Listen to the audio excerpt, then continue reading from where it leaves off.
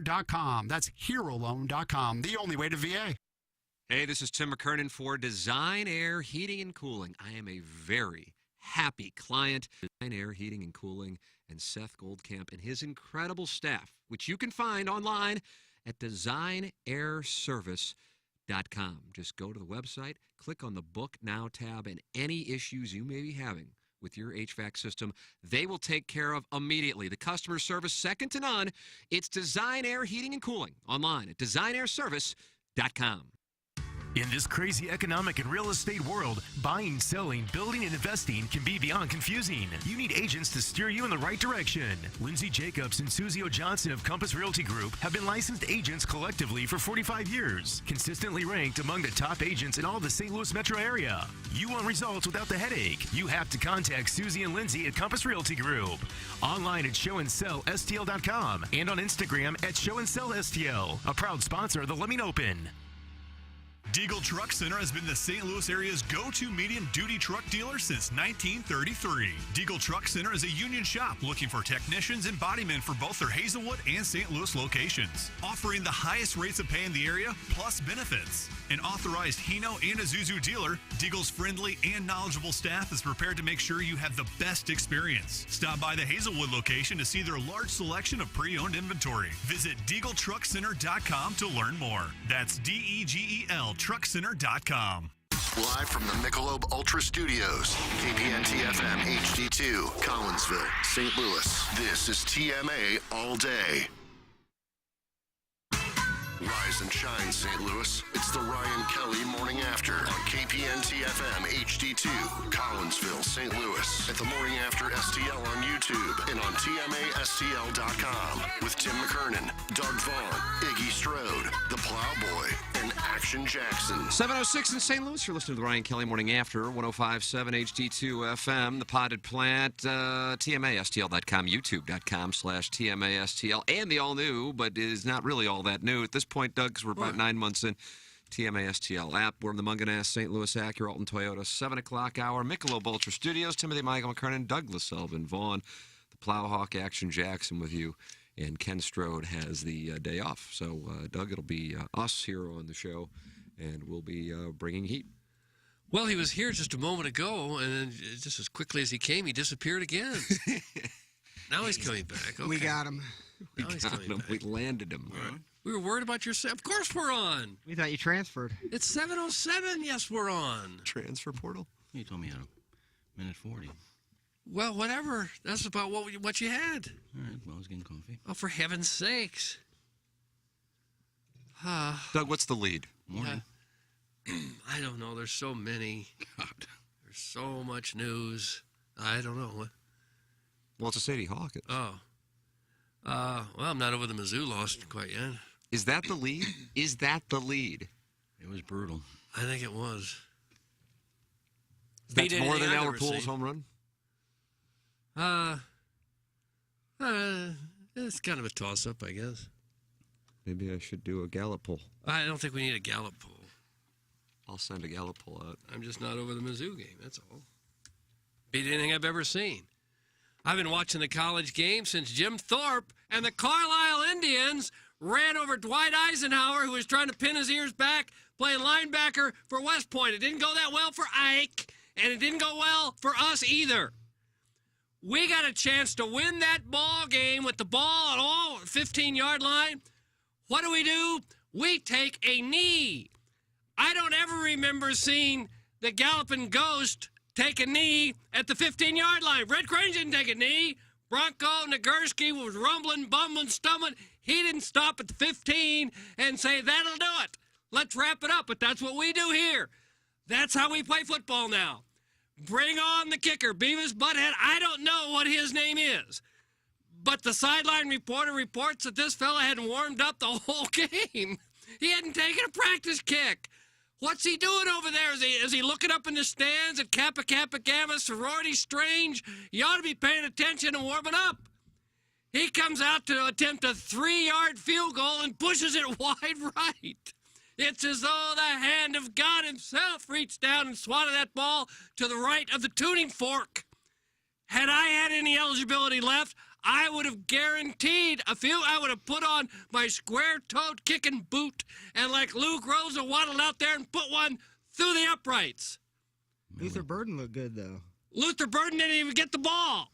It would have been nice to hand him the ball on occasion, just like you would have given the ball to Crazy Legs Hirsch if he'd been out there.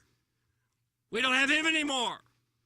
Somebody put Crisco on that football. There's Crisco on the football there at the end. Before that, we got a chance to win. In overtime, we come up with an interception. No, they say. Replay says he didn't catch it. We didn't need replay in my day. If Dick Butkus said he intercepted the ball, we said, okay, it's a pick. If Night Train Lane said, no, I caught it, I didn't bobble it. Okay, Night Train, you got it. Interception. No, now we got to have replay. Could have wanted with a missed field goal. Auburn misses a field goal. But our guy who hadn't blocked a kick in his life decides to jump off sides, giving him another 5 yard, and then a field goal. Still, we had a chance to win it. Nate Pete gets down to the 1 inch line. The 1 inch line. Take a knee, fall out about, do anything other than let that bladder go into the pay dirt. That's what he did. I don't think John David Crow ever fumbled the ball there. Marion Motley never got to the 1 inch line and fumbled it. That's what we do. But it all would have ended on a field goal. But this guy Beavis is looking up into the stands for some tri-delt sorority strange on the plains, and I am tired, period of, period in, exclamation point. Where does it rank? It ranks as one of the worst losses in the history of the program. It's up there. Only because it's not because they played a crap team, but still. The way they lose that game is just I honestly sad. I couldn't believe what I watched. I really can't really explain. God hates Missouri. Well, I get He used to hate Kansas, but he's lifted that veil. the kneeing down, and I understand. If you were at the 8 or 9 yard line, that's where I kind of understand where, why run 2 plays. But you're at the 3 yard line. And I understand you're playing not to lose, but that's I think not they were a always- little farther out than that, weren't they? I thought they were on the Auburn 3. So why not Either run? way, you have a preseason All-American kicker. Why invite fumble or interception into play when you can just kick it, the easiest kick of his career to win a game? And That was again, the right move, I think. I was fine with the kneeling, but you're so close to the end zone. A touchdown 100% would seal the deal. So the field goal, though. Yeah, but I would never in a football game trust a kicker, regardless if you have an All-American or a walk-on. I just... From 26 yards? Maybe on 4th down. But if you're moving the ball like they were moving the ball, I think I would have kept going You had for their it. defense on the ropes. You had them just absolutely gassed. I can't believe you don't trust Pete or even Cook to try to run it in. Well, we saw what happened when Pete tried to run it in. He fumbled at the 1. Well, that's hindsight at that point. You're talking before that play even happened. I would have respected it more just to try to run the ball in and then kick it on 4th down rather than take a few knees and be done. You could argue that point either way. Yeah, because if you Either way, I you get it. think you're No. going to win the game. Right. I'm not saying that play is a Drinkowitz fault. I mean, you got an All-American kicker. I get it. You want to trust him. That's fine. But, man, just how that game went down, I don't know how they're going to do the rest of the year. Obviously, Georgia comes into town. That could be a tough one, but It was probably a good preparation game for Mizzou to get ready for the Dogs. What's that spread? 2.5? 26.5 was what it was. Well, Yeah, Kent yeah. State gave him a pretty good game. Well, they're looking forward to Mizzou. They were. I mean, how bad is Sam Horn? Is he throwing 8 picks a practice? And how can you not understand the playbook which is being thrown out, what we see every Saturday? I mean, it's the easiest playbook I've ever seen. There's not much to it. This is a high school playbook. This is a, Mater Day in California, John Bosco, like those types of highly touted high school programs have a much more sophisticated offensive playbook than this. So the fact that Sam Horn, we don't even get to see him, is either alarming or they're riding Brady Cook regardless of what happened, because I just don't see it. I just don't get it. I don't get it at all. He's a good kid. He can run. He can scramble. But like your quarterback cannot throw the football, and you are one or two. Luther Burden's probably never played a game in his life to where he's never touched the ball in offense. I'm not kidding. Right. Like, he's the best player on your team. I do not care if you have to do Wildcat 8 to 10 times a quarter. I just don't care. If you don't want to get him the ball, you might as well just pack and bag for him and move on. Yeah. When the I mean, big what play are you is looking to when the do? big play is a quarterback drops back and starts running, then make Burden your quarterback. Exactly. You don't have to throw. Some of the passes are. Well, he threw one pass to Bannister that was about 9 inches in length. Did you see that? It was from me to you, where we're sitting right now. That was the pass. He's on pace for 300 yards receiving for the entire season. Like, I just don't understand it. We said at the get-go from the beginning of the season, you got to give at least 10 attempts for Burden on touches. And they're ignoring him. Lovett looks good. If there's one bright spot, he looks like an absolute player. Outstanding catch there at the end of the game. 100%. He looks really, really good. But even that pass was behind him. It was more on the receiver than on the quarterback making a good throw. He's just not very accurate. He's just not. He's got the arm strength. He's just not accurate. He overthrows nearly everybody. I mean, if you lose to Auburn, you lose to Auburn. But just how that whole game went, you felt like you had it twice. Yeah. Your defense played great. I mean, again, there are bright spots to that game. Auburn's not very good. No. But there are, it's still an SEC opponent. Your defense showed out. Well, the field goal's not on Drinkwitz, and the fumble's not on Drinkwitz. 100%. And the offsides is not on Drinkwitz. But not getting Luther Burden, not figuring a way to somehow get the ball in his hands, that's on him. That's on the coach. Who painted him as an offensive genius? You did. You said this was the Messiah. You said this is Don Coryell in the 70s. I will reiterate, I have never seen a smaller playbook than this. It's maybe 3 formations. You got, the same types of bubble screens on each side, a couple counters, some draws, and some slant patterns and go routes. I mean, this is, if this is your definition of genius, to save his job, he needs to hand over reins of play calling. I don't know if he knows that yet. He's not getting it. That's probably not happening. It won't happen. No. He's riding or die with it. Because now he's got to be in a little bit of panic. And if he thinks his own career might be in jeopardy, he's not going to turn that over to somebody else. I don't think. Your thoughts are welcome. 314-881-TMA5. Engineer Design Facilities text inbox. You're welcome to call in the Steve Schmidt Kia of North County phone lines, 636-9004-TMA, or email in for our Design Air Heating and Cooling email of the day, the morning after, at InsideSTL.com. The weather has changed. The Plowhawk was saying it before the start of the show. It was 45 degrees this morning, and now it's time to make sure your furnace is tuned up, and you do that with Design Air Heating and Cooling, online at DesignAirService.com. I booked a furnace maintenance check just last night, as a matter of fact. Design Air Heating and Cooling is going to be out at the house here within the next week to do it, and you can do it. It's so easy. It took me, I was texting with Seth, or email with Seth, that it took less than 30 seconds. It's so easy. You just go online at DesignAirService.com, and you click Book Now. You schedule the service check, and then they come on out and take care of it. It could not be any simpler. It's very important to make sure that your furnace is tuned up. Go to Design Air Heating and Cooling online at DesignAirService.com. Doug is a client. I am a client. We recommend you become one as well. The sponsor of the email of the day and the Tim McKernan Show podcast and TMA. It's Design Air Heating and Cooling online at DesignAirService.com. That's Design Air Heating and Cooling. Munganess, the sponsor of our 7 o'clock hour here on the Ryan Kelly Morning After. StLouisAcura.com and AltonToyota.com.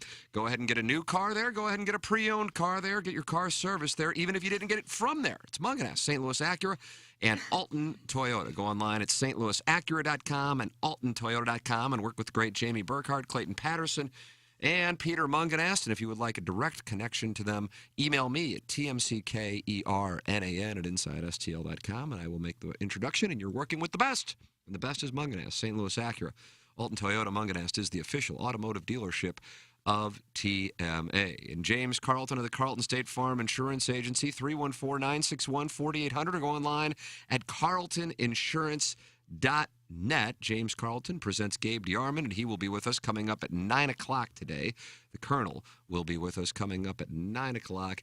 314-961-4800. Go online at carltoninsurance.net. Life Insurance with James' team has a simple, non-threatening approach to life insurance. They ask a few simple questions. If you didn't make it home tomorrow, what would you want to happen? Do you currently have plans in place to make that happen? Would you like to see how inexpensive it can be to make sure what you want to happen will happen, even if you're not here to see it happen? Although the worst is unlikely, none of us would leave the house without making sure our kids are taken care of. Life insurance is no different. Although it's not likely that you don't make it home tonight, it's not a risk worth taking when it comes to providing for your loved ones. State Farm is the #1 provider of term life insurance in the U.S. Call James Carlton at 314-961-4800 or apply online at carltoninsurance.net. If your insurance costs a leg and an arm, call James Carlton, State Farm. That is how you can work with my insurance agent, James Carlton, who presents Gabe. Here is Gabe on the Missouri postgame show. Okay, hit the lever, Plowsy. Hit the lever. The lever, Plowsy. Us out, guys. They've got a lot of great stuff. We want you to check them out, 573tes.com. But we got to get to this one. Gerard, I don't know a better way to welcome you to the Mizzou Beat. This is the experience that is Missouri sports. I am going to do my best to get through this show without uttering 3 words, the first 2 of which are what the, and the third of which starts with an F. No. But I don't know, man. I need this entire show to process how I write about that game. I mean, this game was over. I was ready to close my computer and go write about, hey, it was ugly, but they won, and that's all they had to do because Harrison Mevis made a field goal and Dom Lovett made 1 play. And then it didn't happen, and I don't know, man. I don't know where you go from here. #1 team in the country coming up next week. I don't know what we can find out, but Eli Drinkwitz's job got really, really hard today, if it wasn't hard enough. So, anyway, appreciate all you guys watching. He is absolutely demoralized. He's about ready to apply for the transfer portal for beat writers. Do they have such a thing? Transfer portal for beat It's called LinkedIn. Yeah, I guess. This is brutal. That T-shirt is available at tmastlshop.com, along with a variety of the 700 Club T-shirts that the listeners have created. tmastlshop.com. Doug, wear your This Is Brutal Dumpster Fire shirt to Missouri, Georgia this Saturday. Well. tmastlshop.com. A million texts coming in. The Auburn coach, that's Brian Harsin, looked upset when Missouri missed the field goal. I think he was ready to be done, and just when he thought he was out. That's from the Birthday Hawk. They drag him back in. Yeah, I think they would have fired him on the field. Yes, 100%. The Brett Bielema treatment after he lost to Missouri. Dan Mullen, of course, fired after he lost to Missouri. It's kind of a tradition. So a few things on Missouri and Auburn. #1, I don't compare it to the 5th down, the flea kicker, Tyus Edney, even remotely, actually, because all 3 of those teams were national champions, and Auburn was on their 4th or 5th string quarterback and are even worse than I thought going into the game. In a way, macro, I think it's better that Missouri lost because we had the hand job session that was LSU in 2020 and Florida in 2021 that somehow distracted from the problems of the program by going, oh, well, they won the game, and so things are progressing.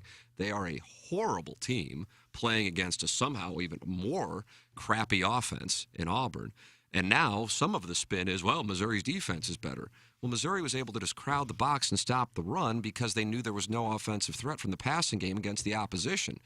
So let's see how great the defense is on Saturday night. And if you want to go, well, that's the #1 team in the country, fine. Let's see how great the defense is in 12 days at the Swamp. As far as the decision to kick a field goal, from my standpoint, 100% right. Don't even think twice about it. I don't do results-oriented. I do process. But I understand how people spin it around and say that was a mistake. You kick the field goal there, and that's it. And you have an All-American or All-SEC kicker, and you run the clock down, and you win the game. And then as far as what transpired with the offense, it continues to just be, Dominic Lovett made that play. That wasn't Brady Cook. That wasn't Missouri storming down the field. That was a ball that was underthrown and a receiver who made a hell of a play out to the outside, and that's the reason they were in that position. But I'm watching that game and I'm thinking, my God, Auburn is dreadful. And if this goes to overtime, I'm not sure how many overtimes it'll go because I don't know if anybody can score. So I'm watching and thinking to myself, both these teams are so damn bad, I think they both could lose to Vanderbilt. It's alarming. So, the state of the Missouri program, whether Mevis kicks that field goal and they win versus him missing it, doesn't change to me anyway how good or how bad the team is. I suppose psychologically it would feel good, of course, to get the win, but for where the team is, they were playing a team with I believe the actual math was their fourth string quarterback. I think that's who was in by the time they got there. Because, the first two were out, and then the third one got hurt, and then I guess he came back in. But either way, they had nothing to worry about from a pass standpoint, so you can stop the run. Auburn was running like crazy before Missouri realized that they couldn't throw the football. So it's startlingly bad, and, from a big picture standpoint, it would have been spun as they won a game on the road in the SEC against Auburn, and it shows that they are progressing, and it would have taken the eye off the ball of just how bad Auburn is. Auburn is, like I said, I'm taken aback by how bad they are. Also, in fairness, Auburn was playing their third/fourth string quarterback, so you got to, that Brady Cook is Missouri's quarterback. I have no idea what the deal is with Luther Burden. My guess is there has to be more to it. For it to be this situation. What's going on with punt returning? You have one guy who's returned a ball for a touchdown but he doesn't get the spot all the time. I guess it's because he doesn't like that he lets the ball drop and then pulls him. I don't know how to explain that he's not getting the football on offense. Outside of speculating, 100% speculating, that he doesn't know the playbook as well as he should. Oftentimes it takes true freshman receivers a little longer than other players to actually have an impact in college football. It is a big adjustment, but still, he was a top recruit, and it's startling to see that. And, I'm looking at it, and I'm thinking to myself, if they can't beat them, I guess it's New Mexico State and Vanderbilt. But it's alarming to me anyway how bad they are, because it was alarming to me how bad Auburn is. So in a way, big picture-wise, because let me put it this way. Take yourself back to the Florida game and Bazelak throwing the ball up to the stars and then it landing in the tight end who transferred a couple days later, hands, and then celebrating going to a bowl. I think it distracted from the state of the offense, the state of Bazelak, the state of the program, and go, oh, look, they beat Florida, a brand name, even though Florida was so impressed by Missouri that they fired Dan Mullen before Monday rolled around. And so here you would have had, Missouri beat a brand name on the road in the SEC, and Drinkwitz can't win on the road, and it would have distracted from just how bad the situation is. Brady Cook's just not a good college football quarterback in the SEC. It's nothing personal against him. I don't know who would spin it otherwise. I realize he doesn't have much of an offensive line, but that's on Eli Drinkwitz that he doesn't have a quarterback. He missed on Macon. At the very least, he doesn't trust him to play. Sam Horn isn't somebody he wants to put out there at this point. He kept trotting Bazelak out there when he was hurt. Bazelak wasn't happy. He leaves. And so Missouri doesn't have a quarterback, and he obviously tried to get a quarterback in the offseason via the transfer portal and wasn't able to do so. And since they don't have a quarterback, you're probably now in some capacity alienating your wide receivers, at the very least Luther Burden. And so when I look at it, I think to myself, yeah, they win, they lose on Saturday. I realize it's another titillating Missouri debacle, but if you're looking at it from a big picture standpoint, you have a head coach who's supposed to be an offensive genius who doesn't have a quarterback and really hasn't had a quarterback in his time in Columbia. That's a big, big problem. And you've got the top wide receiving recruit, and you're not able to get him the football. That's a big, big problem. Whether Harrison Mevis makes that field goal or not doesn't change those two facets of the program at the moment. So that's where I am on it. But yeah, as far as putting it up there, and not to say that everybody is, that it's up there with the fifth down and the Tyus Edney and the flea kicker or Norfolk State. I don't look at it that way because this Missouri team is dreadful and Auburn is equally dreadful. And if they played 10 times, I would feel like it's something you would do to prisoners in Guantanamo to make them watch it as opposed to go they split it. So that's my perspective on the Fighting Tigers. Jackson, I'm with you on the field goal. Right. that you kick it. But I understand. I think we're probably in the minority, but that's. I mean, to me, that was absolutely the right play, because just playing it out. If you do run plays and there's a fumble, what would happen? And then Auburn wins. It would be, my God, why wouldn't you have knelt on it and kicked the field goal?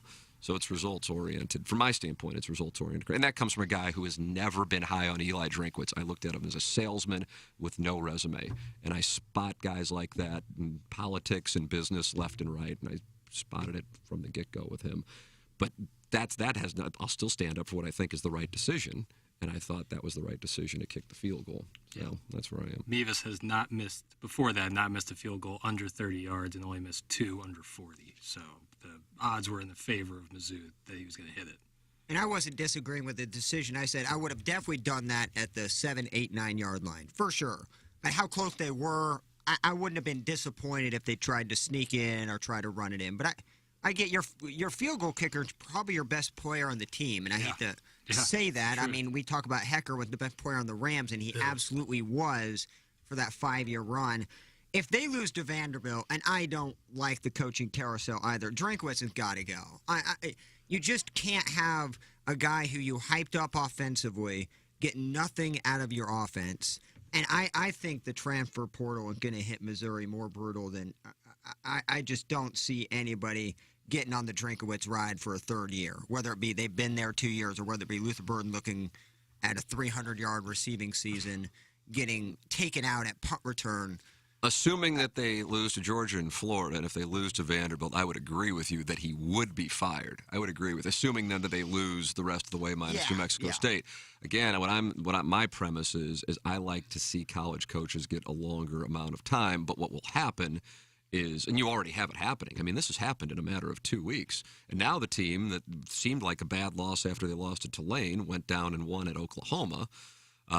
So that had K-State, had Missouri won it, that would have added to the spin. But the reality is people have turned on Eli Drinkwitz, who were big supporters in a matter of 15 days. And it's based on what took place in Manhattan, more so, I think, than what took place in Auburn. But that compounds it. But from looking at it from the standpoint of the program, what is alarming to me is just how inept the offense is. It's like when Barry Odom had defensive problems. You go, well, he's a defensive coach. And this is an offensive coach who does not have a quarterback. And that is that's a huge indictment. You can talk about recruiting rankings all you want. Well, you had to go out and get a quarterback. He was trying to, and he couldn't get one to Columbia. And he lost the one that he kept trotting out there, totally beat up, which also shows the amount of faith that he had in Brady Cook. When you watch him, you never come off with the opinion, boy, that's a well-coached team. Boy, that was an interesting play. Right. Boy, I like how they did that. You just look at it and expect nothing to happen. How they can't use Luther Burden. Is it possible that he's hurt, that he's banged up? Wouldn't you think they might try to use him like the Rams used Marshall Faulk? Pitch it to him, little slant passes, anything to get him the ball in the open field. You just anything at all. And they can't think of that. So I just think there's got to be something. And if you're Eli Drinkwitz, he's hurt, so he can't say anything, or he doesn't know the playbook, he can't say anything. Well, you wouldn't have to learn but a couple of plays. I mean, okay, so like on a punt return, there's not a play on a punt return. No. You catch it, you run. He did that against Abilene Christian. Right. I got it if you got a professional-sized playbook where the Rams had 90 or 100 plays, whatever they had back then. But you got to be able to put in a couple of plays for a guy like that, don't you? How about this play? You go long.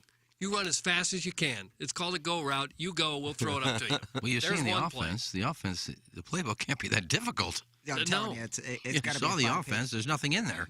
And for the playbook, you should. I don't care if he doesn't know the playbook. Here's what you do in the huddle. Okay, everybody, here's the play. Luther, what I want you to do: 8 yards, button hook, go 5 yards, do a quick slant.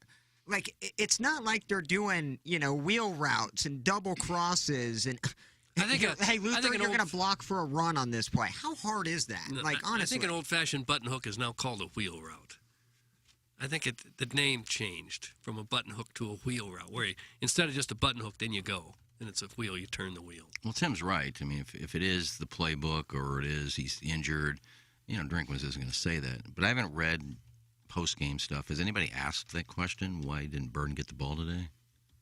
Oh, I didn't. Was that asked on Saturday? I don't know. I didn't see the post game. I couldn't stick around for the post game. God, you would think that would be a question. Yeah. I don't know where you even hear the post game. Is that on the radio? They carry the Drinkwitz post game news conference?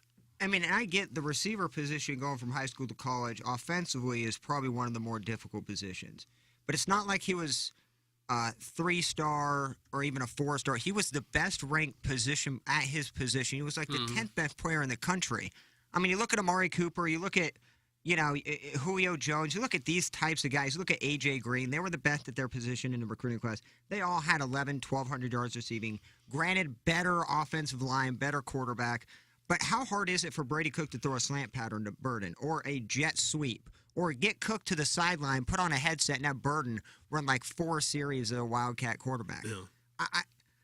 The fact that he doesn't touch the ball offensively is just it's craziness. I don't care about a playbook. If he's hurt, don't play him. If you want to pout in the corner about not playing because he's hurt, that's so be it.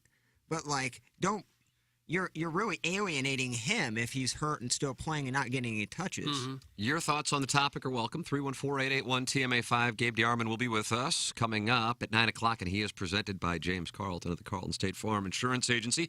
We are in the Michelob Ultra studios. Michelob Ultra, sponsor of the Lemmings Open, and it is only 95 calories and 2.6 grams of carbs. Our studio sponsor here on TMA and the sponsor of the Lemmings Open. And Doug, what a glorious day it was. Conditions not optimal, but the players enjoyed themselves. Hubbard Radio once again putting on an outstanding event. Tip of the cap to everybody involved. Jesse Kiowski, who works with us on marketing and promotions, pulled off another great event with the team. That street team does a hell of a job. Everyone on the sales team there.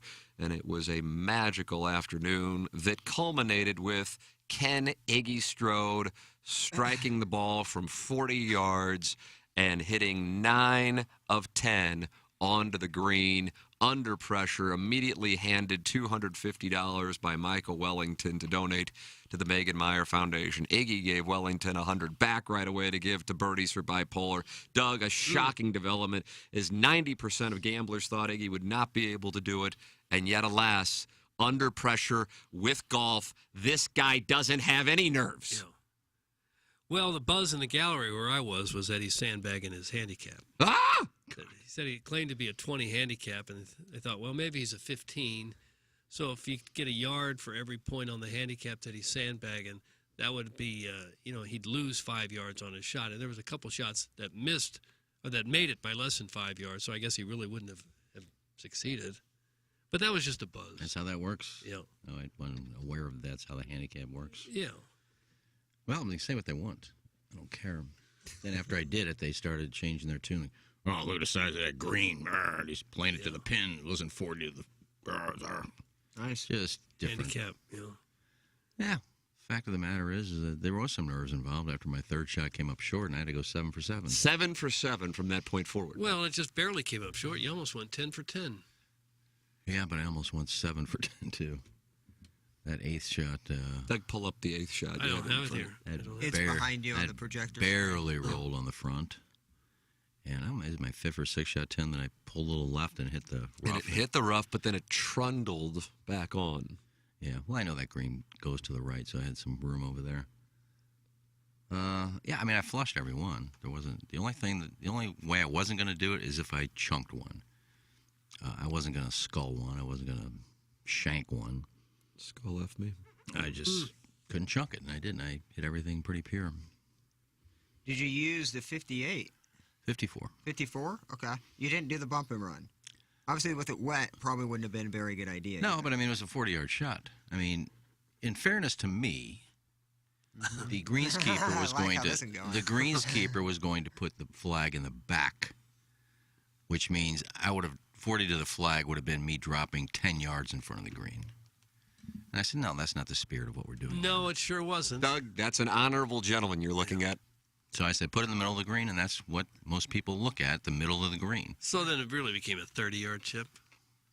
Well, the fact is, I was looking at the 20 pin. handicap. What do you want me to do? Put the pin in the front and go back 40? Yeah. Nobody is trying to hit. let's put our golf where our mouths are. Nobody's trying to hit the ball to the fringe in the front of the green. They're always looking at the middle of the green. That's the 40-yard shot to the flag. So Well, that's what I was okay. looking at. I guess if you're going to take it. Harrison's brother Master says the green was enormous. It wasn't hard. That's Yeah, from okay. Harrison's brother Master. Yeah, That was the buzz in the That's gallery. it, yeah. You know. That's it. I tried All to said I no. tried to Why call- didn't you say that when the poll was up? That's a big green. He won't miss that. I'm going to vote yes. 90% of you said no. Well, they thought you'd be 40 yards away Well, I was 40 yards away. from the pin, but not from the Every green. one of my shots, except for the two that trickled on, were all pin high. I hit everything to the pin. I wasn't trying to hit it 20 yards. I'm just going to hit my 58 20 yards. No, I was trying to hit a 40-yard shot. Were you? And most of them were. There weren't too many that were short. So did you have a big night out on the town to celebrate? Yeah, this celebrate win? that bottle service. You had bottle service? No, I went home and ate Uncle Leo's. That's it? Damien. You took a pizza? Damien. Yeah, I took one home.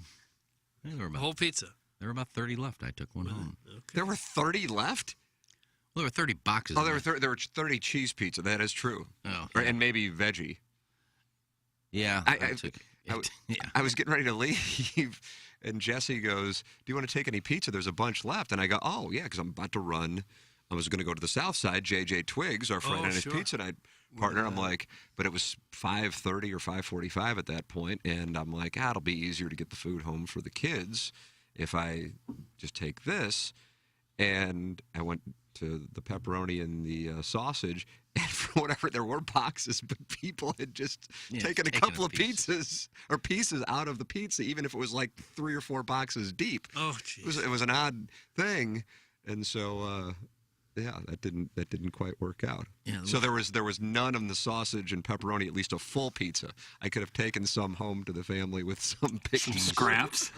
You could have mixed It's and like a matched them. raccoon brings it home to a family. Hey, this is what I could find. This is what I could find. I mix and match couldn't from find 10 any boxes. work as a longshoreman today, but I was able to find this. In the At least 50 dudes fingered all this pizza, but just Longshore.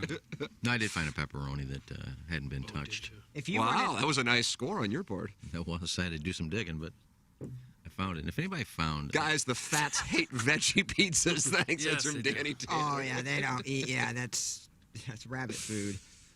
Yeah, both the veggie pizzas and sandwiches seem to be untouched on Friday. I like a good veggie sandwich. There's some cucumber on there. Guys, I would have watched over the weekend, but there was no video. You have 3 producers. How is there no video? And don't count Ed's handheld video. That's from Mr. Licks. He's not happy with it. We were live on TMA Instagram. We were live on the Instagram like we And said we were going to be. And then Joey and Jake, right, Jackson? Yep. Both were shooting video, so Hubbard has video. Yeah, so we do have take video? that back. Oh yeah, there were 2 cameras there. Oh, I didn't know that. Well, We're gonna produce something and put it together, but like it would be so grainy. It was, I mean, it wasn't really super bright out. No like, Lumsters? what did you want us to do? Like we were on a hole, kind of talking to the. We were shooting it live. We did. Yeah. We said we were going to be on live on Instagram, and that's exactly what we did. Overcast skies make for better video usually because Yeah. you don't have the sun and the shadows and the brightness. And Well, I was just looking forward to Tim's play-by-play. Well, me and Wellington were on the call. Yeah, but I was playing. I couldn't watch it. I don't know that they had the 2 camera shoot on what you were doing, did they? Yeah, they were, Joey. They were just out on the course. I think I saw them. They did it 100%. Yeah, they did? Joey, they were waiting, and we didn't know if people were still on the golf course, so we waited. But I think because of the weather, some people just were like, "We're going to go home," and so there weren't as many people. But we were waiting so people would be able to see it, and there still were probably, I don't know, what do you think, 60 people around the green when the time came? 6,000 probably. Give or take 66,000, somewhere in that range. And so we waited, and Joey was waiting. Joey's the videographer, along with Jake. And so we have 2 cameras on it, so I would imagine they will edit that up today, and people will be able to see it. But yeah, we were on Instagram Live. Awesome. So people got to see it, and then there will be video produced, and people will be able to see Iggy come through. It was, Doug, I realize it may have felt like there were, there was pressure there, but he really, he was just firing darts at the pin, dart after dart Long after darts. dart. Yeah. Yes, it was. It was impressive. Well, yeah, you would expect a 12 handicap to be able to just hit that green from there, I would think. Well, I mean, they'll make up excuses. The green's the size of a football field. How are you going to miss that? Well, you knew that going in. Nice, generous green. You knew that going in. And I knew it going in. That's why I said 40 yards on 18. Look, I'm a 20 handicap. You're going to put me on a postage stamp screen from 40 yards that runs off the green and runs front to back? No, probably not. Oh, okay. Anyway, and people were complaining that I told somebody to move the umbrella before we started. Doug, what are we talking about right now? Before we There's started. an umbrella on the Mr. green? Merriweather back? Yeah, before we started. right? Yeah, before we started, I had to move the balls a little bit to the right because it was on kind of an incline. I had the balls above my feet. So I moved them all to a spot that was level. And as I was looking at the flag, that's what I'm aiming at, the flag. There's somebody with an umbrella holding it, and I couldn't see the flag. All I could see was this umbrella. Wow. So the depth perception was a little... I'm trying to look at the flag, and so I said, can you have somebody move that umbrella? Wow, check out Justin Thomas here. Who cares? Oh, and then I was watching... Batter's eye. I was watching Loomster's video, and they were all, oh, that's Bush League, moving the umbrella. What's he doing? And then Loomster pans over to the people with the umbrella moving. But it was right in the middle of the flag. All I could see was an umbrella. I couldn't see the flag. So my depth perception... There was somebody standing between you and the flag with an umbrella? They were right behind the flag, behind the green. Fly the gentleman in the umbrella. Holding an Gene umbrella. Kelly? So I couldn't see the flag. All I could see was a person 15 standing yards there. behind the flag, there was a guy with an umbrella. Yeah, more like 30 yards. But the umbrella was where the flag was. I couldn't see the flag. All I could see was the umbrella. So I said, if you can move, now I can see the flag perfectly. Now I have an aim point. Get a lot of snow and do the snowblower. I have a great snowblower. Guys, I watched the whole thing live. That dude is drunk. That's from the 314. What does that mean? Yeah. Who are we talking about? I think he's Who's talking drunk? about Licks. I think he's talking about Licks. Mr. Licks is drunk? I hope not. Well, do what you want. But Mr. Licks has just responded. Post the live video, then you Linus Claza-loving amateur. That's from Mr. Licks. He's turned his attention from Pepper and Genie to Jackson. Well, so here's what happened. So we go out there to go TMA Instagram Live, and my phone was about to die, like in the middle. Yeah, what's going on with you and the phone there? Well, I mean, I've been up since... I understand, but you don't have like a Mophie or a charger? No. Oh, bad beat. Yeah, I know. And so my phone was on like 20% when we started, and live video takes a lot of your battery up, so it was about to die. So Tim and I did pretty much a seamless phone switch to go back onto live so people could continue to watch it. So that's we were kind of pressed for time there. We were going to ask Iggy to stop for the video to resume. Didn't want to throw off his rhythm, though. No. Wouldn't have been fair to the player. Because then if he didn't do it, that's, Yeah, that would have been my excuse. There you go. It's like if I didn't do it, they said you'd have blamed it on the rain. If it was sunny and 80, you'd have done it. And I had no excuses. 18 was lush. And it was all precision, too. All the balls were kind of in the same area. Michael Wellington chiming in here via my phone. There were two shots that could have cost him.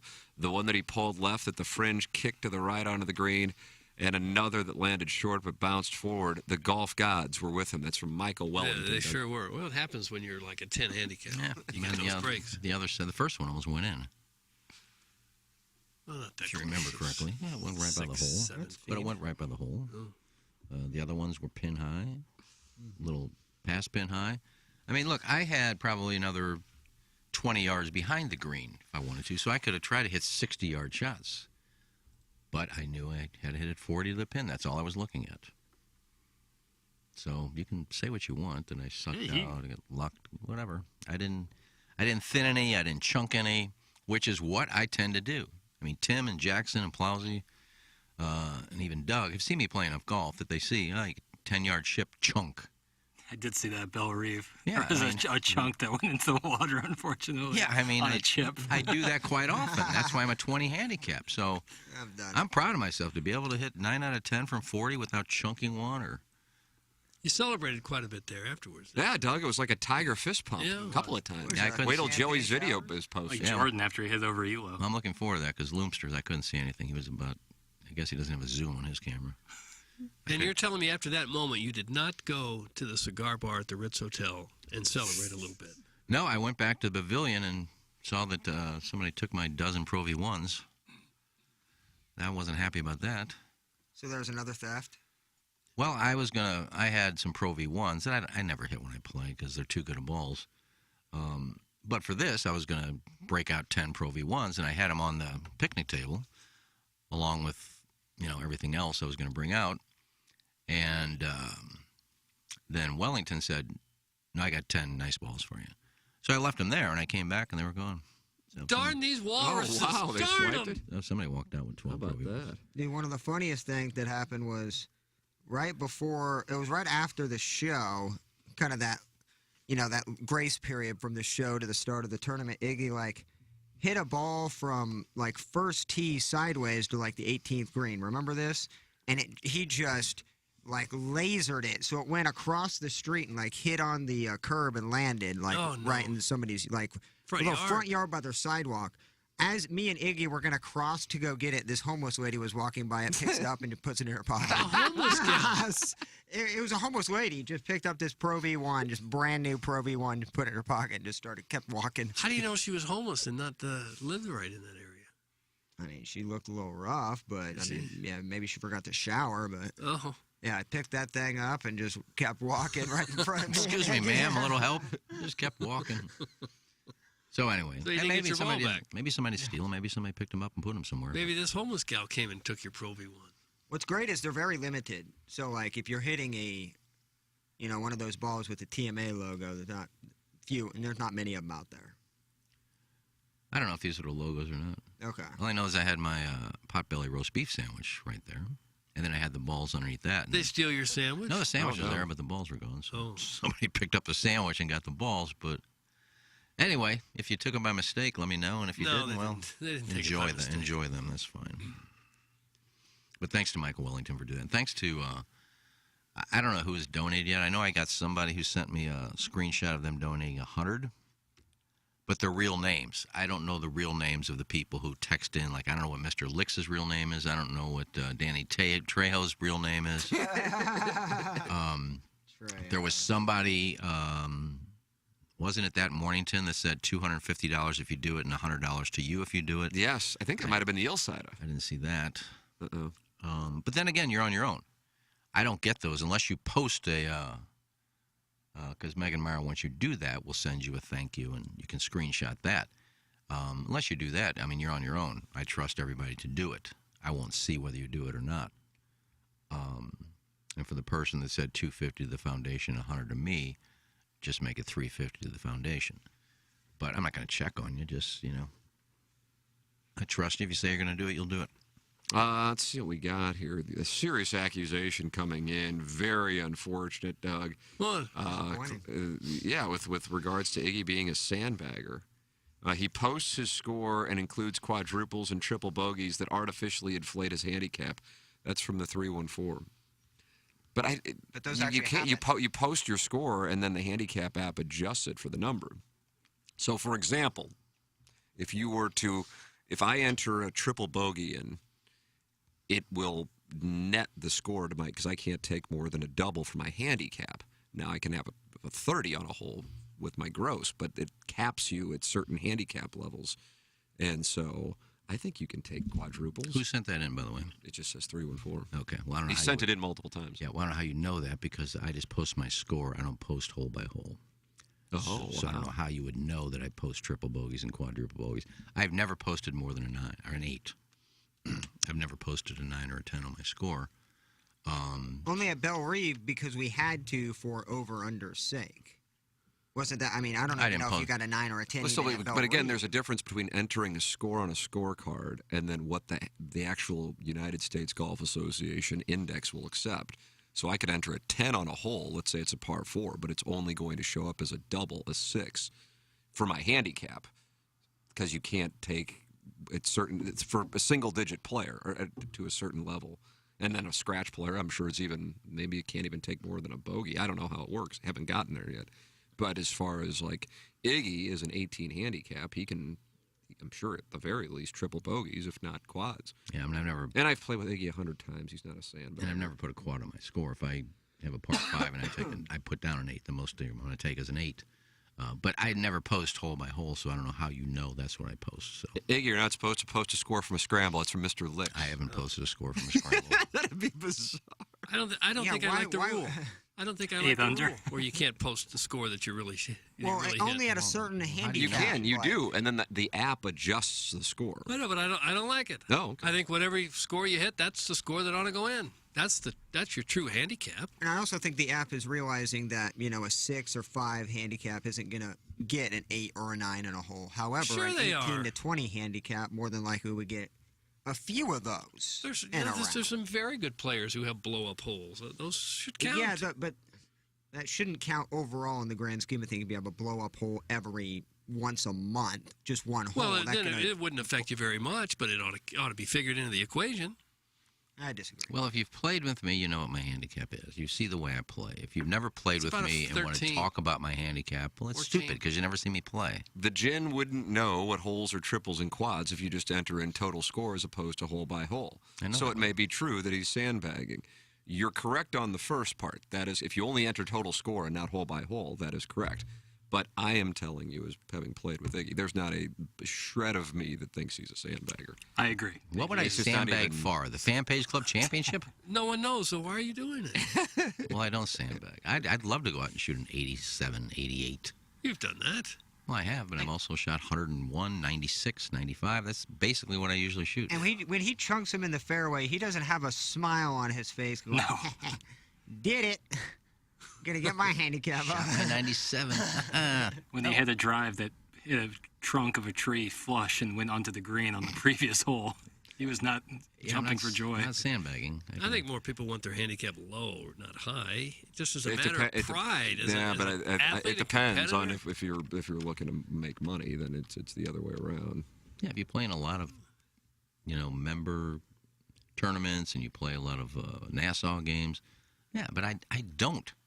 I play the Fan Page Club Championship. You think I'm gonna sandbag for that? Well, I don't know why you did it. I like to shoot as good as best I can. Well, I think. And if I don't, I everyone don't would. care. I don't mind shooting bad. I'm outside. I'm with friends. I'm getting fresh air. I'm enjoying myself.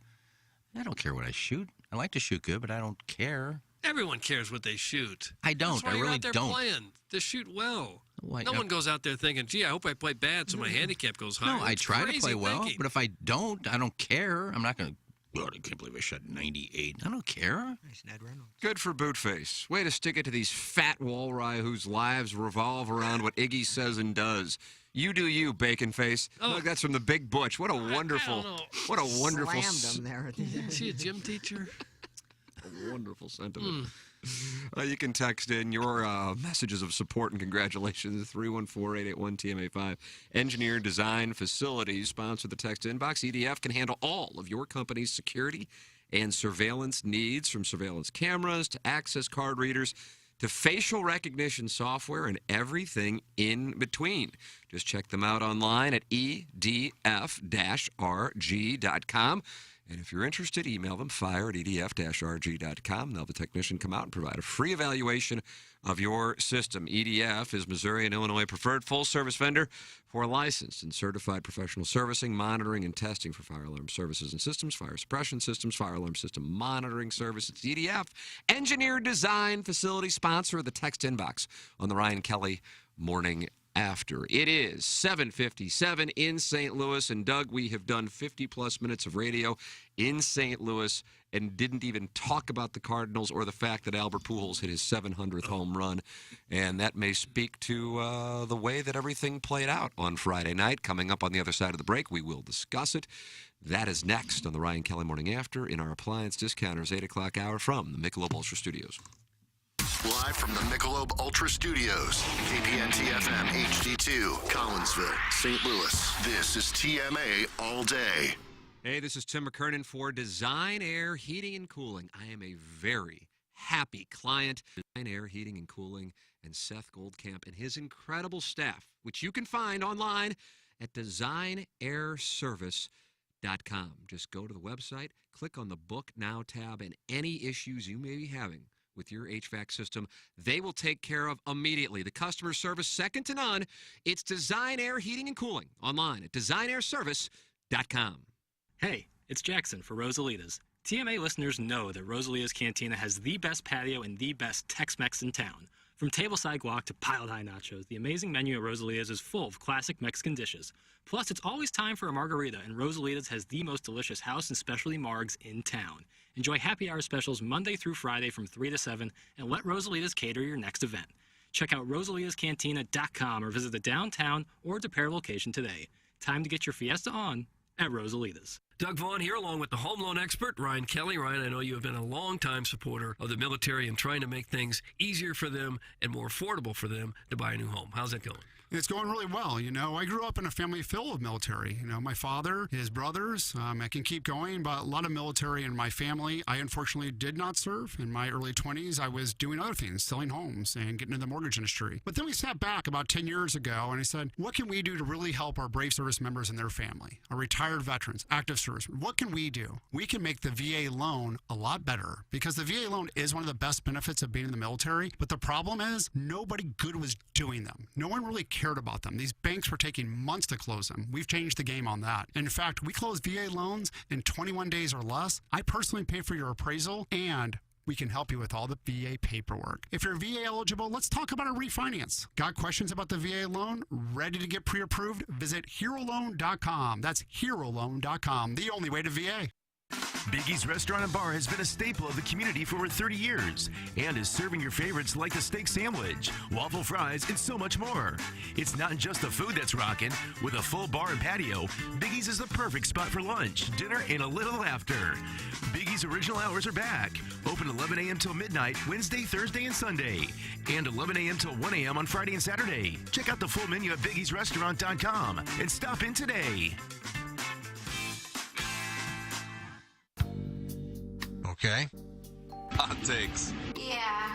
Pepperoncini. Pepperoncini. And now the Pepperoncini Show with Darren Atkins and Ken Stroh. All right, take it, fellas. There it is. That's the open. Pepperoncini. Pepperoncini. Pepperoncini. Pepperoncini. Pepperoncini. Pepperoncini. Pepperoncini. Pepperoncini. We don't know what it is. We don't understand the name. We just know it's stupid. And it's available every weekday, featuring Iggy and the Plowboy. Apparently it's some kind of a podcast or something. Available at TMASTL.com and on the TMASTL mobile app. Whatever.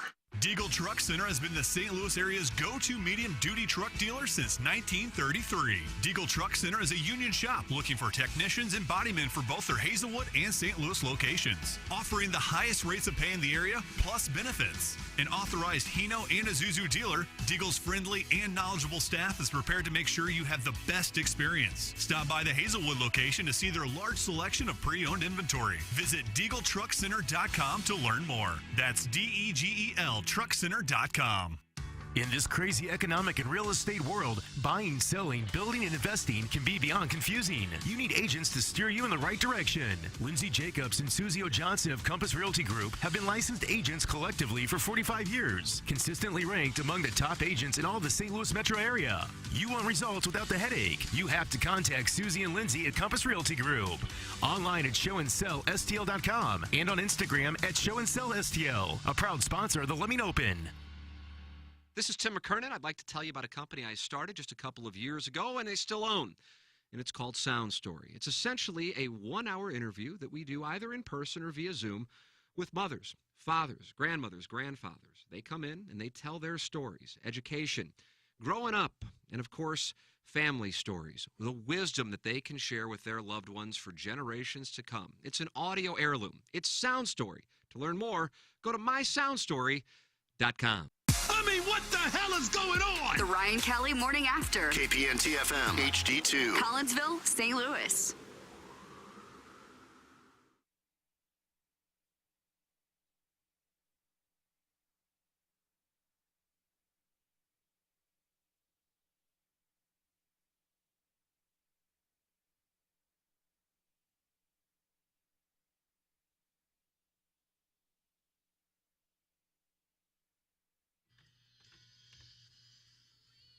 Me and you, Doug. I can tell you what would make you cry, and that's the interest rates, because they keep going back up, They're making up. it harder to afford a home. Up and up and up and up. But, you know, as Ryan Kelly would tell you, you don't date the rate, you marry the house. Even if you get a higher rate now, you can change it. You can refinance. So if the home of your dreams comes on the market right now, don't be shy. Go ahead and get it, even though interest rates are up. you can refinance down the road. You're just dating the rate plow. See, that's all that you're doing there. What about if you have a vacation home? Is that the pool boy? That's exactly right. That's exactly how mortgages work. But the one thing you don't want is a whole bunch of credit card debt that you're paying 19-20% on. If you refinance your mortgage, you can take money out, pay off that, and even if the rates are higher than they were a couple years ago, you're still better off because you're not paying those 20% credit card rates. You can't do that. Rates will go back up soon, probably, so act before they do. The average cash-out refi right now with the Home Loan Expert, right around $54,000. Chances are that could pay off your credit card debt. The Home Loan Expert can structure your loan to miss out on a few months of payments, too. Find the financial freedom you want with $54,000 from cash or whatever amount you want with a refi and no payments for a couple of months. The Home Loan Expert has rates over a quarter point lower than the national average and is home to that 10-day closing guarantee. It's the HomeLoanExpert.com. The days of multiple offers are over, Plowhawk. It's a buyer's market now, so you got to be ready. If that house is out there, and that was a great time to buy because you're going to marry the house, but you're only going to date the rate. Yeah, Ryan got to be the first call you do. You got to get that rate secured, situated, because... Get yourself pre-approved, for heaven's sake. Even if it's a buyer's market, you still got to compete with other bids, and you got to have that rate locked in, ready to go for that. Ryan was out there at the golf tournament. He looks great. Looks great. Saw Marmar Binks out there. Yeah. So Ryan kind of just, I mean, he really like controls a room. If there's any one person that can kind of control an entire room, even when it's an outside golf tournament, it's Ryan Kelly. People gravitate towards him. Yeah, and he's got just a little bit of energy. And I love how he casually put in the other day, oh yeah, I'm just going to go to the Appalachian Trails and do a 2-day hike. 2,000-mile Yeah, walk. just kind of just a jaunt through, the Appalachian Mountains. That's hilarious. Super beautiful. So I think that's what everybody does. When they've got a couple days off, they run 2,000 miles along the Appalachian Trail. Yeah. Ryan I Kelly. was hanging out in the check. conference room. Oh, we've been on for about 15 minutes. No, we haven't. But we Well- did a Ryan Kelly live. Oh, yes, we did. Got a shout out, Ryan guy. I did a commercial with him Friday. In the pants. What did you do? It was a quick one. He just said, Iggy, you're out there playing golf today. You going to score low? I said, I'll score low, but not as low as your rates. Nice. Nice. That was was my that line. ad-libbed? Yeah. You can't teach that. No. So it was a Well, good when should we expect to see that? I don't know. I won't see it because it's... Why? Well, Ryan said it's going to be on the Cardinal broadcast, and I don't get Bailey's. Thank you.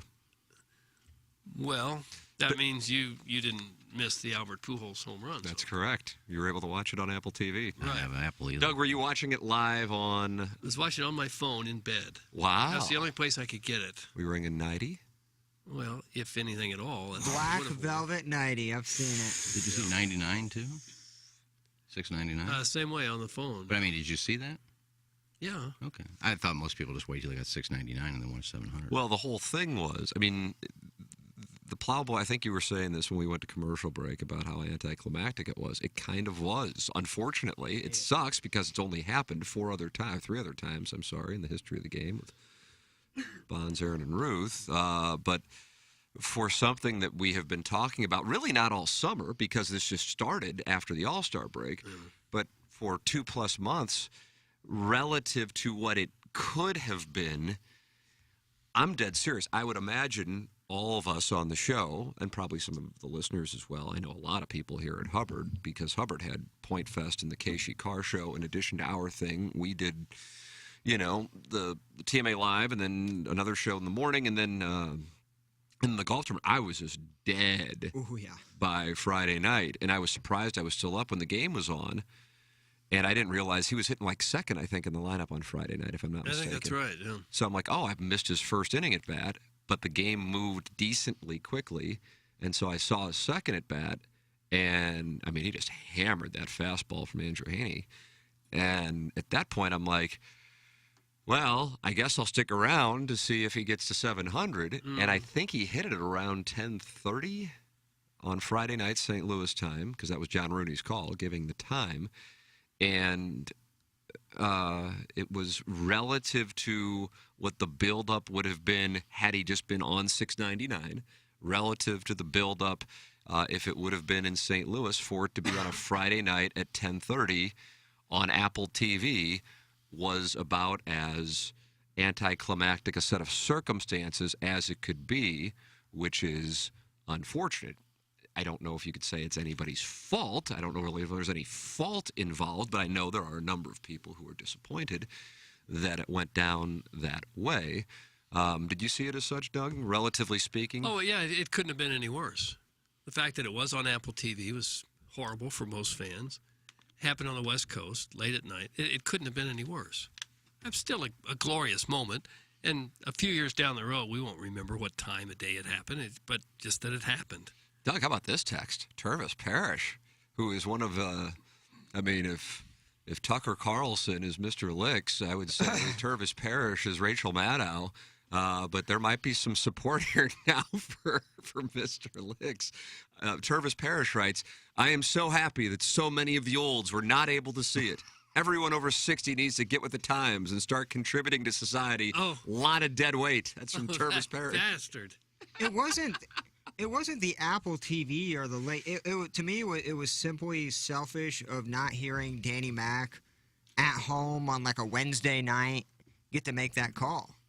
That's selfish. What do you mean by selfish? They can't predict when he's going to hit it. No, I said selfish for me. That's what I wanted in 700. I wanted Danny Mac. I wanted a home game. That's just me personally. I don't care what time it was or what network it was on. It just because he hit. I don't think too many people, especially the Post-Dispatch, were going into that game thinking that he was going to hit 700. And I'm sure plenty of people just went to bed, and then I'm sure plenty of people just were like, oh, the game's at 9 o'clock, and it's on Apple TV, whatever, we'll see what happens. And so in my mind, I was one of those people. I mean, Apple TV is great for me. I couldn't be happier when a game's on Apple TV for a wide variety of reasons. But when it came down to it, I was exhausted, and then he hit 699. I'm thinking, well, crap, he might do it tonight. This could actually wind up happening. And he did it off a right-hander, too. And just relative to what it could have been and how magnificent the accomplishment is, I don't know when we'll see it again as far as 700 goes, if you look at the math. I think we will. Well, I'm not saying that we won't. I'm just saying that I don't know who is next and how long it'll be. I think Soto's on the same pace right now. But the way the game has changed, where everybody's swinging for the home run, and they teach the uppercut swing, and it's all about finding big lumberjack guys to hit home runs, it wouldn't surprise me if somebody else does it someday. I would venture to guess that more people in St. Louis probably listened to it on KMOX and heard the call than they did on Apple. I think maybe if you're going a certain age range. Yeah, the older crowd, probably. But no way. I don't know how many young people are actually watching baseball anymore. So. Right. Well, it happens on a Friday night. You got college football Saturday, NFL Sunday, so it almost gets buried within 12 hours of it happening. In 12 hours' time, you have college football happening, and then 24 hours after that, you have an NFL slate of Sunday. So people stop talking about it at like midnight. Hey, Tervis, go choke on a quick trip to Quito. Do you say Taquito or Taquito? I don't say either one, usually. Taquito's the answer, then. If the Plowhawk says it, Yeah, I know he knows. A whole lot of people missed it. The Friday Apple night, TV? You might be out running around doing something. I guarantee you Jackson was out. Oh, gosh, yeah. No, not on Friday. You don't go out on Friday? Well, this specific Friday, I was exhausted. Yeah. We did, sorry. 6 shows in 27 hours. I don't care. You buckle down. I walked all 18. Jackson and I did 5 shows on Thursday. Yeah, we actually literally did 5 programs. 7 hours. We did 7 hours of broadcasting. I was exhausted, and I had walked all 18 at Normandy that day. How about that? So I was, So were you watching? My dogs were barking. So I went to bed. So he hit 699, and I was like, boy, am I tired. I was basically watching in bed. And so I was like, all right, when's he going to be up again? Like 35 minutes. So I set an alarm for 35 minutes. And I woke up. Wow, no way. I woke up, flipped it on, like literally as it was happening. And then, because I knew, I got to watch this. And so, yeah, I got really lucky because I turned my alarm on and it was right about the time. Holy crap. I got up like a little bit before it. That sounds miserable to fall into what most likely is a deep sleep and then set an alarm 35 minutes later. I wasn't. That's I what was they like do to people in prison, Doug. I was like close to sleep, but I didn't like fully fall asleep. And so, like, when the alarm went off, I was like, all right, let's just go turn it on. I was hoping he would just ground out so I can go back to bed. Did you get on Tiger Board after that? Yeah, actually, after that, I went live. I went live. Tiger Board has a new feature where you can go live. Oh, man, if they added that, that might pass Twitter for the most use I have on my phone. I would love a live chat. But yeah, that shows how little dedication I had. I didn't even see $6.99. I was passed out on Friday. Just passed out. Didn't even cross my mind to turn it on. It probably wouldn't have, even if I was awake. I have to be It would have been perfectly Cam honest Wax with you. because I don't have Apple TV. I was lucky. It literally took me 2 clicks to get the game on. I turned because I have an Apple TV receiver. Blessed, I get it. And brother. And I just we'll make sure to focus on that at 10:02. Bailey's receiver. like 2 clicks, and it was right on my TV. Bally's would have taken. I would have had to pray. Nobody would have seen it. Oh, yeah. You had to set your alarm for 5 minutes and then wait till it loads for 30 minutes and then catch it. This is fun. Former fan page moderator Neil on Craig Puckett says he had Brazzers on his TV, but Pujols on his iPad when he hit 700. I'm surprised Brazzers didn't just break in. Split screen? Yeah. That'd be so funny. You're Not to watching put a anybody on the DP. spot, but do we have Rooney's call? 'Cause I can try. I haven't heard it. I said to Plowhawk, I said, do we have the calls in the 7 o'clock hour? I don't know if you do or not. I have the MLB call, but I can look at Camo Wax on Twitter and get it. Yeah, I didn't get to VHS on Twitter always has all that stuff. Doug, VHS. I don't use a lot of VHS. That's just the guy's name. Wet Pink was on VHS. Where is it? Where is it? Where is Wet Pink? I don't know this for a fact. I think I saw somebody tweet it that said Danny Mac was supposed to have the call at that at bat, but he gave it to Rooney. Yeah, that was always the plan. Was it? Okay. Yeah, that was always the That's plan. what Jack Buck did to Shannon as well. Jack Buck was going to say, no, you're inning, you're calling it. And he called McGuire's. Oh, on, 62? Yeah. That was Shannon's call, yeah. Yeah. Buck was going to do it, and Mike said, no, it's your call. He goes, no, it's your inning, it's your call. At this at bat, and he happened to hit it. What do we you have the call, Plowhawk? I mean, I'm on Camo X Sports. I'm afraid to play. I don't know if they're retweeting or playing the MLB version. Here, I'll send you the tweet, bud. Because I have Camo X Sports up, but I just want to make sure that it's not. Well, they would the probably MLB. have their own guy doing it. Well, I don't know. I mean, we can just play it and see. One pitch. A swing, and there it goes! Left field! Way back! That's home run number 700! Pujols hits a 3-run homer, and he hit 699 and 700 at Dodger Stadium on September 23rd, 2022. 8:23 p.m. Pacific time. I got Busch Stadium.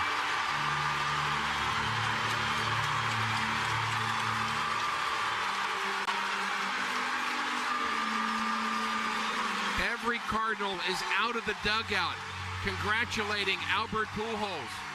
The Dodgers are on the top step clapping for their former teammate and friend who they honored before the game today. Everybody in the ballpark is standing. What a great moment, a Hollywood moment here in LA.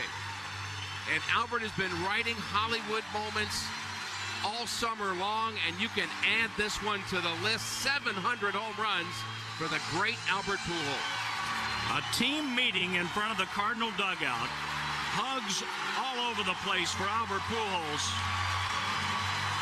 as he celebrates 700 career home runs. Barry Bonds, 762. Hank Aaron, 755. Babe Ruth, 714. Albert Pujols, 700. There it is, courtesy of KMOX, John Rooney. Beautiful. His call of the 700th home run. I didn't realize there was music playing at Dodger Stadium. I was watching it live, and I've listened to that call, and I've rewatched the television version as well. I didn't realize. What song was that? It was like some sort of waltz. Was that a waltz, Doug? You recognize waltz? Sounds like the Missouri Waltz. They play that music every time they have a Hall of Famer out at in the 7th inning or pre-game. Real dramatic trumpet music. St. Louis plays that a lot right before or after the first pitch, depending on who it is. Is it possible Cam Wax just added that to No, Apple TV had the same thing. Yeah, I thought so too. I didn't hear any music when I heard the play-by-play. It worked out well for Albert. His whole family was out there. They live out there apparently still. Thought it was cool that he had a lot of former teammates, obviously, since he played there last year. And, LA fans did it right. They did a great standing O for him. Iggy said it. I mean, it sounded kind of like a home game. Everybody was cheering. If he played one more year, he'd catch Ruth. Yes. He wouldn't catch me. I mean, he'd probably need 2 really good years to catch Aaron. He's third on the team in home runs, I think, isn't he? Yeah, he's the 3rd best hitter they have. He ain't I don't coming think there's any back. doubt he's about not that. coming He No, got I know 700. he's He not had coming done. back. But they could use him as well as he's hit the second half. They could certainly use him. He will be needed in the playoff series against the Padres or Phillies. First or couple months of the Brewers, season, it looked like, well, he's done. 100%. I remember one of Jackson's questions on 101 was like, will he hit 230, I think is what it was. And I go, oh, no way. I mean, he has turned it on since the All-Star break. He has been a key. They're still leading the division without him, I think, but they're not going to, be in a spot to clinch it like they are in the next couple of days. He's won a couple games for them single-handedly. Yeah. With home. And in San Diego, when they weren't hitting at all, he was the one getting hits. And those guys are legit pitchers, man. That's what I'm talking about with the Padres. That's a legit team. Yeah, from a standpoint of, how much we've been talking about, how significant a moment it is, it's unfortunate that it went down that way at 10:30 at night in St. Louis and, on Apple TV. I mean, like I said, I like the Apple TV broadcast, but I recognize that's not something that is as accessible for fans. I also realize a lot of people don't have Baileys and have problems with that, which just speaks to the fact that the whole thing is just... Yeah. We will look back on this, I would imagine, no more than 5 years, possibly within 3, and go, God, remember when not everybody could watch Cardinal games? They will. Right. They'll do something about this, whether it be Bailey's or Sinclair's bankruptcy or Major League Baseball just buying it out, whatever it is. This is so, because it used to be, and I realize Missouri football and Cardinal baseball are in two different universes, but you couldn't watch all Missouri football games. College games in general take Missouri out of the equation, and so. But for it to be going on in 2022 is just ridiculous. I think I read that MLB got another $85 million from Apple TV to allow them to do a handful of games. I'm sure they'll do even more, honestly, moving forward. It looks like it works out really well. Like the broadcast, from what I heard in terms of the highlights, and I don't have Apple TV, it looks like it's way beyond what they do for YouTube TV and things like that. It actually seems pretty buttoned up. Oh, I heard the Apple broadcast is just immaculate. Yeah, it looks really good. Yeah, it's like I said, I like it, but from a Cardinal fan standpoint, I understand it's a really unfortunate thing. I'm thinking I was talking to my mother-in-law and father-in-law were at my son's soccer game yesterday, and we were talking about it, and I'm like, I bet he didn't get a chance to see it, and it sucks. Guy's a huge Cardinal fan. You should be lucky it's on Apple. If it was on Bailey's, you probably wouldn't have seen it. Okay. By the way, we have had that Peter Rep. You know Peter Rep. Yeah, well, I think so. Just churning out. He can quit his job and just take Venmos from me, I think. But he keeps creating. So we have a couple of different 700 Club T-shirts. They're also hoodies. They're in red. They're in powder blue. They're in gray. They're in white. And 10% off everything in the TMASTL shop.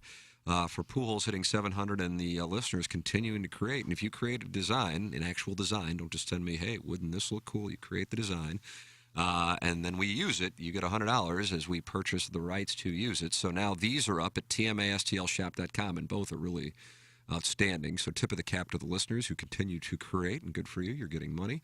And our listeners have new shirts. This is brutal. Certainly back live this week. The St. Louis Dogs up there, and the 700 Club T-shirt, along with the TMA Banty Rooster Cardinal logo, all at tmastlshop.com. Don't need to use a promo code. This is automatically 10% off. All of that is up there. These are brand new since Albert hit number 700 on Friday night. Let me read some. Let's see. Apple TV has all the MLS games next season. Time to get used to it. That's from Junior the Juice Man. Great. Scott's Wrinkled Nutsack says, it's funny. Friday night was the first game I was actually able to watch all year because of Bailey's and their issues. Thank you, Apple TV.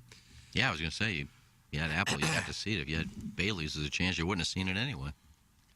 They've probably been buffering it as bad. I don't know. Harrison's brother Master not happy with Tervis Parrish. Is Tervis Parrish really that dumb? And sharpen up, Jackson. Most of us work 7 hours a day every day. That's from Harrison's brother, Master. 7 hours of broadcasting. Yeah. I worked probably 15 or 16 hours. I do like that, how right. the perception is the workday is 7 to 10. Yeah, if you want to go off on me on my work, Stops once the show ends. yeah, if you want to go off on me on my work schedule, go ahead, but not Jackson, please. Yeah, Jay kills it, man. Yeah, 7 hours of broadcasting different than 7 hours of working. Guys, I think that song at Dodger Stadium was Timmy Trumpet's latest single. That's from Little Tommy Tribbins. He's out there on a beautiful morning riding his dirt bike. And Mizzou's still playing on the third down? Because that's a hell of a lot of times they play it. They haven't played in Columbia in a week. So.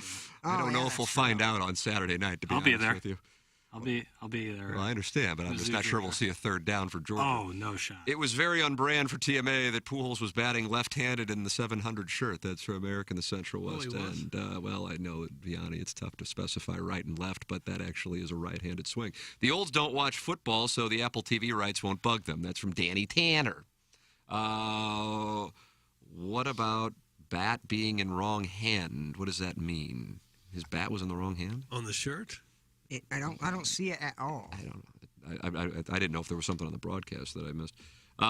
People are thinking the music was from The Natural. Now, I know the Cardinals would play it when Stan Musial would be out there. The Natural music. Yeah. I don't know if they did that with Poole as well. Wouldn't surprise me.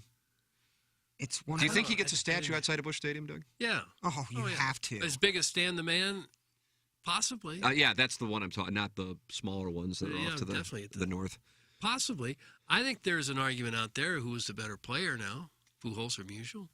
I know that's sacrilegious to the old timers, and he's not. His lifetime average isn't anywhere near Musial's 331.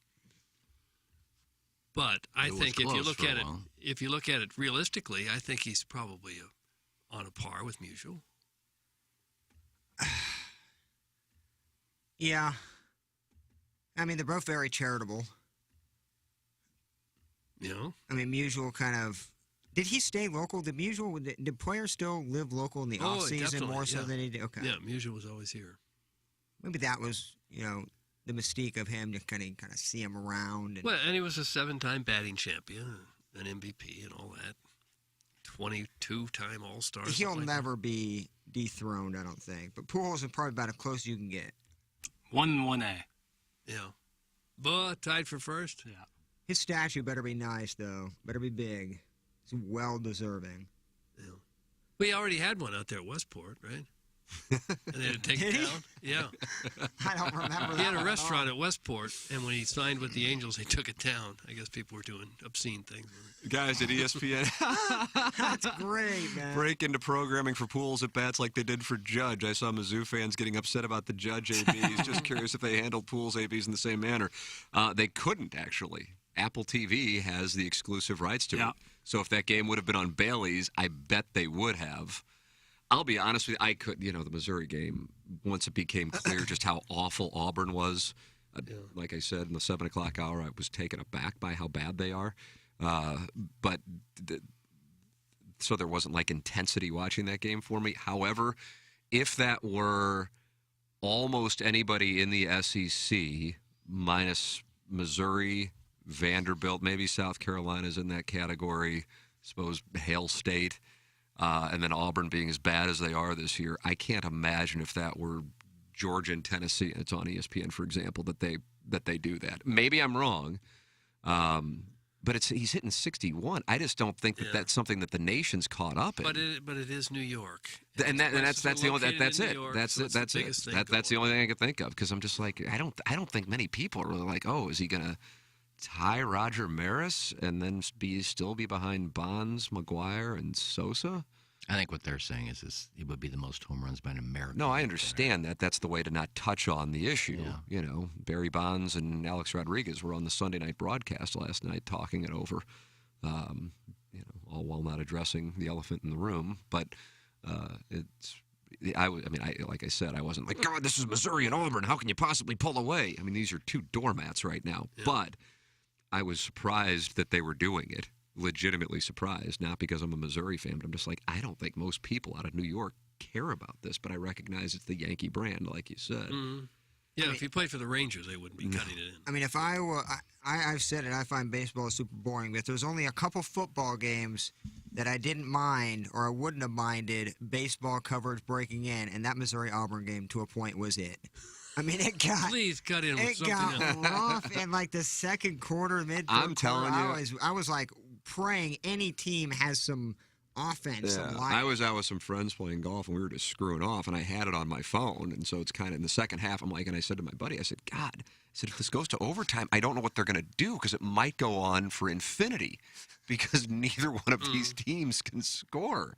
The kickers can't kick. No. I guess Missouri helps them out by jumping off sides at the end of the first half and Well, at sure. the end of the second half. That was a nice gesture, or what, overtime.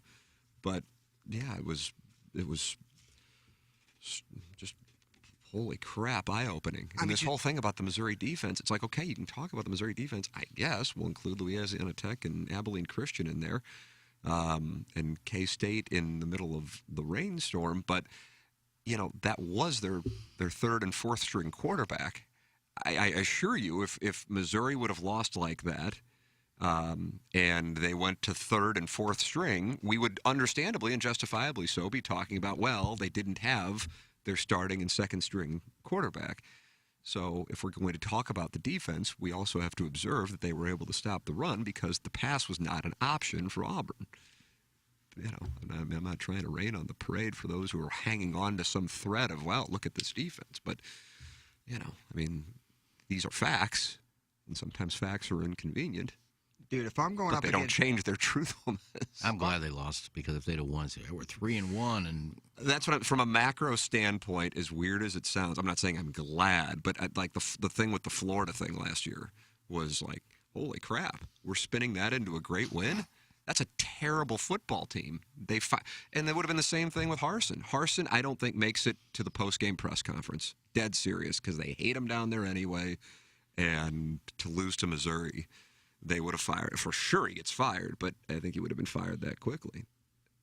But at the same time, you know, 3-1, and then you beat Vanderbilt, ideally, and you're 4-3, and now you can sit there and talk about, you know, somehow winning 6 games with New Mexico State and finding another one, I guess, South Carolina. I don't know. We go to bowls around here. I would worry about Mexico State circled on our calendar. I would worry about Brady Cook. I would run like a double tight end, even a fullback set. Like, I would, I mean, you're going to lose that game, but you can't lose your quarterback for the season. So that offensive line is not great for Missouri, and Georgia's defensive line probably outweighs them by like 100 pounds apiece. Yeah. I mean, I would just run double tights, quick slants with my 2 receivers, and just pray you get out of there with a 21-point defeat and you move on. You'd take that right now, wouldn't you? You would take it in a second. I'll be anxious to see if Drinkwitz does the cosmetic stuff like he did against A&M. Oh, he will. Last year. I don't know. I mean, the spread's 27.5. Georgia, you know, screwed around with Kent State this weekend. Surprisingly, I don't know what the hell that was about. I think it was like 39-22. That's startling. They were 46.5-point favorites. I guess they just were looking ahead to the trip to Columbia. Yeah, that's probably what happened. If Georgia scores 28, they win and they cover. I honestly think Missouri will get shut out. I just don't see where the I mean, maybe a defensive touchdown, Burden, maybe a punt return touch. That offense, man, I have never seen it so bad. I have no other words for it besides I don't know how they're going to score against Georgia on offense, at least. When he drops back to pass, you just think, oh, what's going to happen now? And the ball's floating in the oh man. He's got a strong enough arm. He's just not accurate. He looks the part of a quarterback, and that's what's annoying. Like, he had the size. I mean, he's obviously very well educated, went to Chaminade. Like, you would think, like, he would have the confidence, but it just is not. Well, like, the total package is not there. Maybe he'll get better.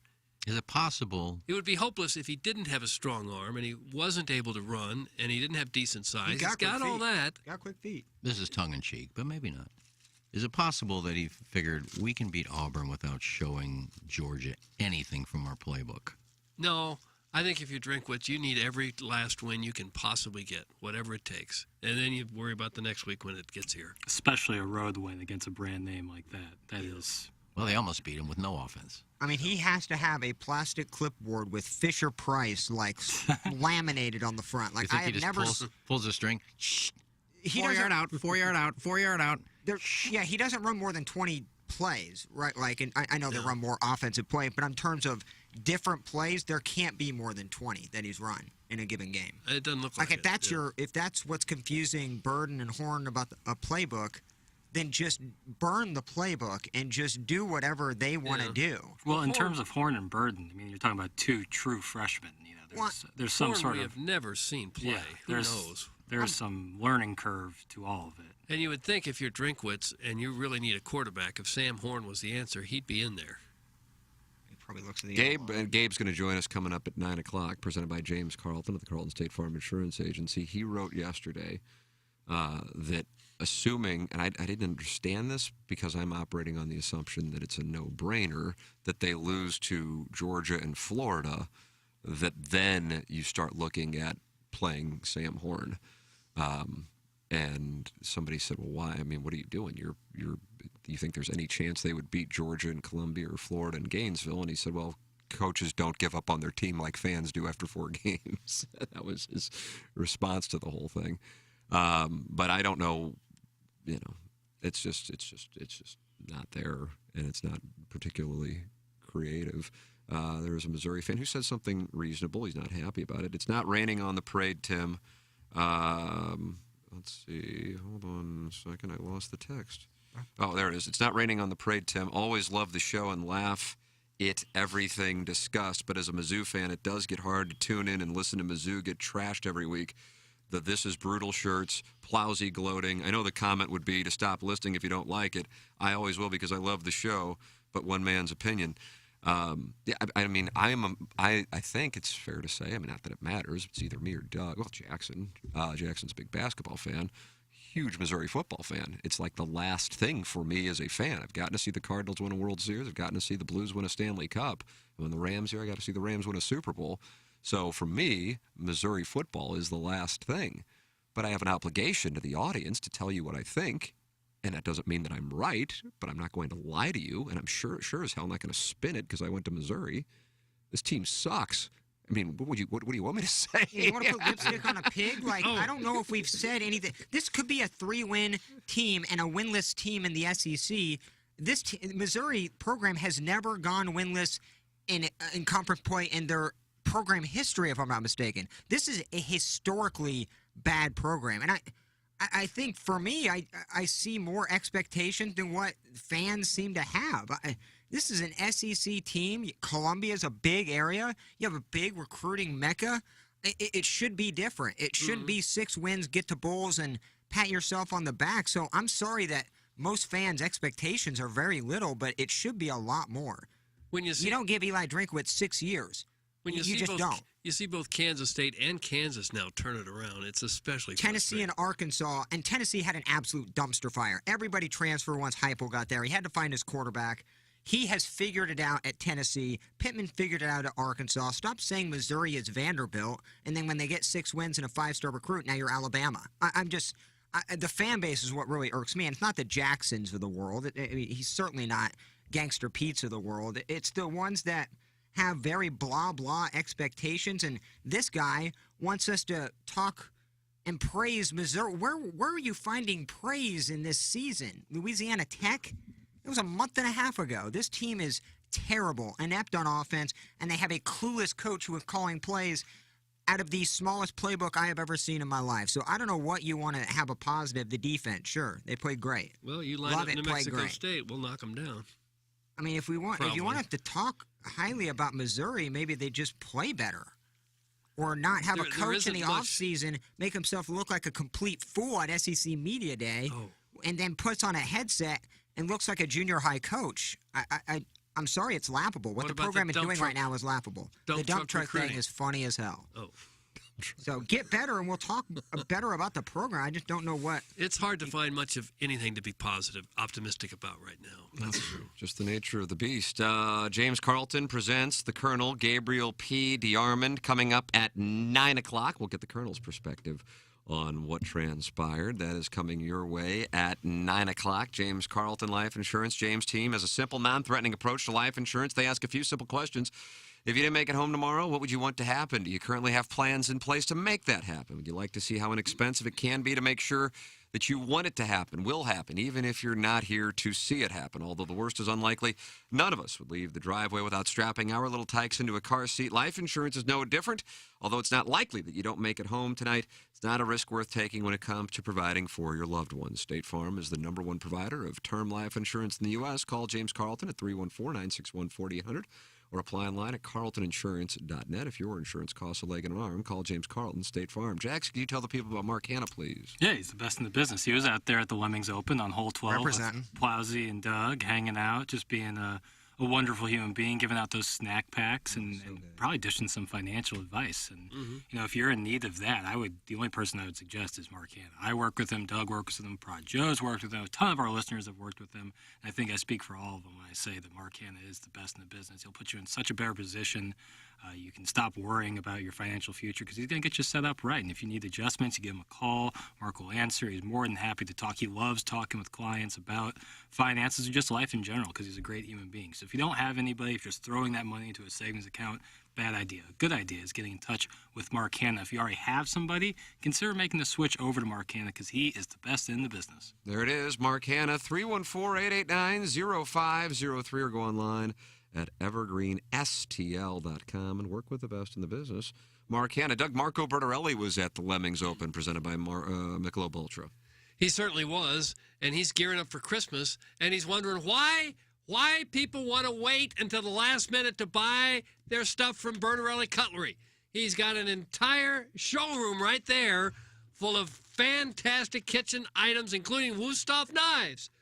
Why are you going to wait for it? Get it now! Get down there now. You don't need knives? Well, what about nitrile gloves? Everybody could use a nitrile glove, especially people working in the medical business. They use those gloves all the time, but you don't have to be in the medical field to use a nitrile gloves. And you say, where do I get them? Well, you get them at Bertarelli. He's got them right there. He's got pallets full of them. He's got a warehouse full of these nitrile gloves, and you can get them now. You don't have to wait weeks and weeks. You get them right now. Marco Bertarelli's got everything for you. He's also, you know what else he's got? He's got those commercial grade slicers. He does repair and maintenance on the slicers. If you have a commercial grade slicer that needs work, he can handle that. If you're looking to buy one, yes, he's got that too. You don't need to wait around for Christmas. Get down there now. You're saying, where do I go? You go to Marconi Avenue on the Hill, 1927 Marconi Avenue on the Hill. You check out the website at BertarelliCo.com. Marco Bertarelli, family owned and operated business, longest running sponsor on the show. They're here to help you at any time, not just for the Christmas season. They're there right now. So next time you're down on the hill, or if you need nitrile gloves, you need your knives sharpened, or you need any kind of new cutlery, you go to Marco Bertarelli at Bertarelli Cutlery. There it is, Bertarelli Cutlery, sponsor of the Cuts of the Week here on the Ryan Kelly Morning After. And Stratum Structural Systems, online at stratumrepair.com. Work with Matt Ford and Brett Groman of Stratum Structural Systems. When you call 314-620-8153, let them know you are a TMA listener, and you get $100 off your repair project. For waterproofing and foundation repair, think local and think Stratum. For basement crack repair, foundation peering for settling homes, bowing or rotating wall repairs, basement waterproofing services like sump pumps, interior and exterior drainage solutions. It's Stratum in Chesterfield, Missouri, and in Columbia, Illinois. Recommended by more professional engineers, architects, contractors, and realtors than anyone in St. Louis. Stratum Structural Systems, waterproofing and foundation repair. Think local, think Stratum, stratumrepair.com. Get involved on the show by texting in 881-TMA5, and you can call in to the Steve Schmidt Kia North County phone line, 636-9004-TMA, and email in the morning after at InsideSTL.com for our Design, Air, Heating, and Cooling email. Today, it's the Appliance Discounters 8 o'clock hour, your hometown appliance source featuring major brands like GE. Jackson, what's the status of the phone lines? I know we had callers earlier, and then we got into the pools talk. And Mr. Fix is on hold. Mr. Fix, not Mr. Licks? Mr. Fix. Oh. We could use some construction tips if he's fixing things. Hello, Fix here. Fixie. Hey, good morning, Barnesy. Yes. Don't scream at me, dude. I'm right here. Okay, well, you didn't answer right away. I did. You didn't. You jumped the gun.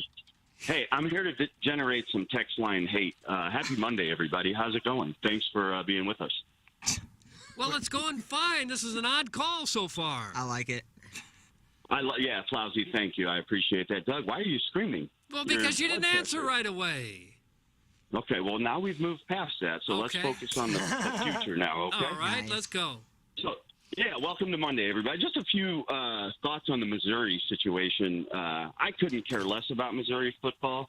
I was born in the 70s, and they've never once been remotely relevant. Yes, they were. They played for the SEC championship twice. Yeah, well, that's debatable that they played for it. They were definitely in the game, and they definitely attended the game. But let's be realistic, guys. They're not a blip on many people's radar in the St. Louis area, and really haven't been for about 50 years. No, they were ranked right at the top of the rankings when Chase Daniel was tearing it up. Number one, in fact, actually. Yeah, they had a nice one-dimensional sort of team, but not really. They had really one of the best teams in the country that year. I love this guy. Yeah. I don't know, Doug. I think it's debatable. I like your passion. I'm gonna say, I admit I like your passion and your fire, Doug, especially for a boomer to get this excited about. Mr. Fix, where did you go to school? Which level, sir? You want to go university? K through 12? University. Smart people don't go to college, Tim. Nice. What grade school did you go to, Guy? Mallinckrodt, actually, magnet school. 63109 represent. Okay. Yeah. Yeah. Well, the reason I asked the question was just to see if you were an Illinois fan or Kansas or that. No. College football is, in this market, college football really hasn't mattered in my entire life. It only matters to the people that went to Mizzou, really. People that didn't go to Mizzou in this market really couldn't care less about college football. Doug, I guess we've been doing it wrong for the 50 years of our career. Well, I didn't go to Mizzou. I didn't go to Mizzou, and I hope they play well. Not me. You hope they play well, Iggy. All right, awesome, buddy. Nice take. Okay, this guy's getting on my nerves. Well, you just said if you didn't go to Mizzou, nobody cares. Well, I just told you I did, and I didn't go to Mizzou, so that kind of put the kibosh on your comment. There it goes. Nice Look up take on your kibosh. point. You use that word. You use that word wrong. Slick. Yeah, nice take on your part. Okay, go ahead, buddy. What else you got? No, I just answered your question. Go ahead. All right, all set? What else do you have to say? I'm just sitting here listening to this crap. This crap. All right. Would you rather the listeners listen to you wax poetically about hedonism and trash dish? I don't know what the listeners would rather hear, but not you when talking about they haven't been relevant for 50 years. If I make it in the show notes again today, JB, it's Licks. We'll spell it the way we damn well want to spell it. I thought you were Mr. Fix. You don't stop screaming at me, Vaughn. We're gonna have an issue. I promise you. You can't even spell your own name. Wait, you're Mr. Licks or Mr. Fix? You're Mr. Which Fix. one is it? Yeah, Ficks, and Well, he's Licks. Well, No, he's LIX. It's been that way in the text line since I got here. Yeah. Okay. All right. Well, you guys have a better day. I'm just going to sit back and listen to the text line hate roll in. I really appreciate well, you you'll guys. get it. Well, that's what you want. You want people to talk about you. You want to be in the show notes, so you just kind of outed yourself. That was good. Was it a better call than I can't even What was good remember. about it? Leave him out of the show notes. Yeah, leave him out of the show notes because then it'll piss him off because that's the only reason he called. Oh, Look, my name's in there. Riding the Do penis people get high when they see that their name's in the show notes? Yes. I literally Is that right? I just type words. It's not really. But they can show, not very, they can like, show all their elaborate. friends that they were mentioned in the TMA show notes. Yeah, Mr. Licks has been not mentioned a much of few an times on accomplishment. P&G. Yeah, tell me. In the notes. That got him pumped. All right. It's almost as though he called just to stir it up. Oh, I knew right from the jump. Well, when that you they end a were gonna call hate it. saying, can't wait to read the text message about me, that's why you're calling, for people to talk about you. Right. Good or bad, that's All what you right. want. Iggy, you tweeted LOL when Missouri lost. You don't hope they do well. That's from Maxwell Hung. What does that have to do with it? I hope they do well, but then he didn't. It was a joke the way they lost, so I Yeah. said LOL. I think I it's, hope they play well. it's one of those, oh no, it happened again type LOLs. Like, only in Missouri does this sort of thing happen. That's how I took it as. I would love them to go 8-3 and get to a decent bowl, and obviously I'd love them to win a national championship. There's no chance. This team is close. I wanted to watch Luther Burden ball out. That dude's a player, and it's so annoying that even as bad as they are, they can't even get him the ball. That's why I'm pissed. That's the real stunning thing. Stunning. Yeah. It's not so surprising that they're not real good. It is surprising that they got this fantastic player and they don't use him. That is, I agree with you. That is it. That is, if you had to be succinct on what the biggest surprise is through 4 weeks, that would be it. That's stunning. If you would have told me that before the Louisiana Tech game that he would have, I don't even know how many catches he has at this point and how many yards total he has. 78 total yards. If you're and he's not returning punts. Well, he does sometimes, and he does have a touchdown, but he's not returning punts. I don't. One punt return for 3 yards on Satter's bin. But if you're not going to have much of a passing game, why not just turn Burden into Brad Smith? Line up in the Wildcat. I'm sure he could throw a 3 or 4 yard pass. Those are the passes that they're throwing now. Yeah, 10 and just catches. let him start running. 10 catches for 78 yards. That's a decent game. It's 4 games. They couldn't catch Brad Smith, and I don't think they could catch Luther Burden. He's so dynamite, man. Yeah. 2 yards into 80. That's what this guy can do.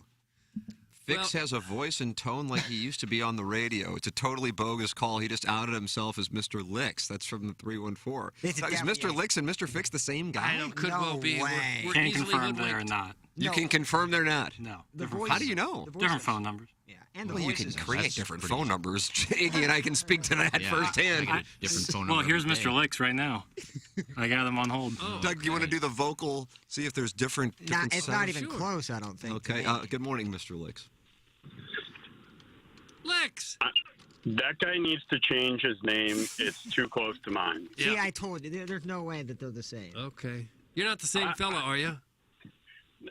Hell no. I have never been less surprised in my life than when that guy said he didn't go to college. That's actually really funny. You don't get that with fixed calls.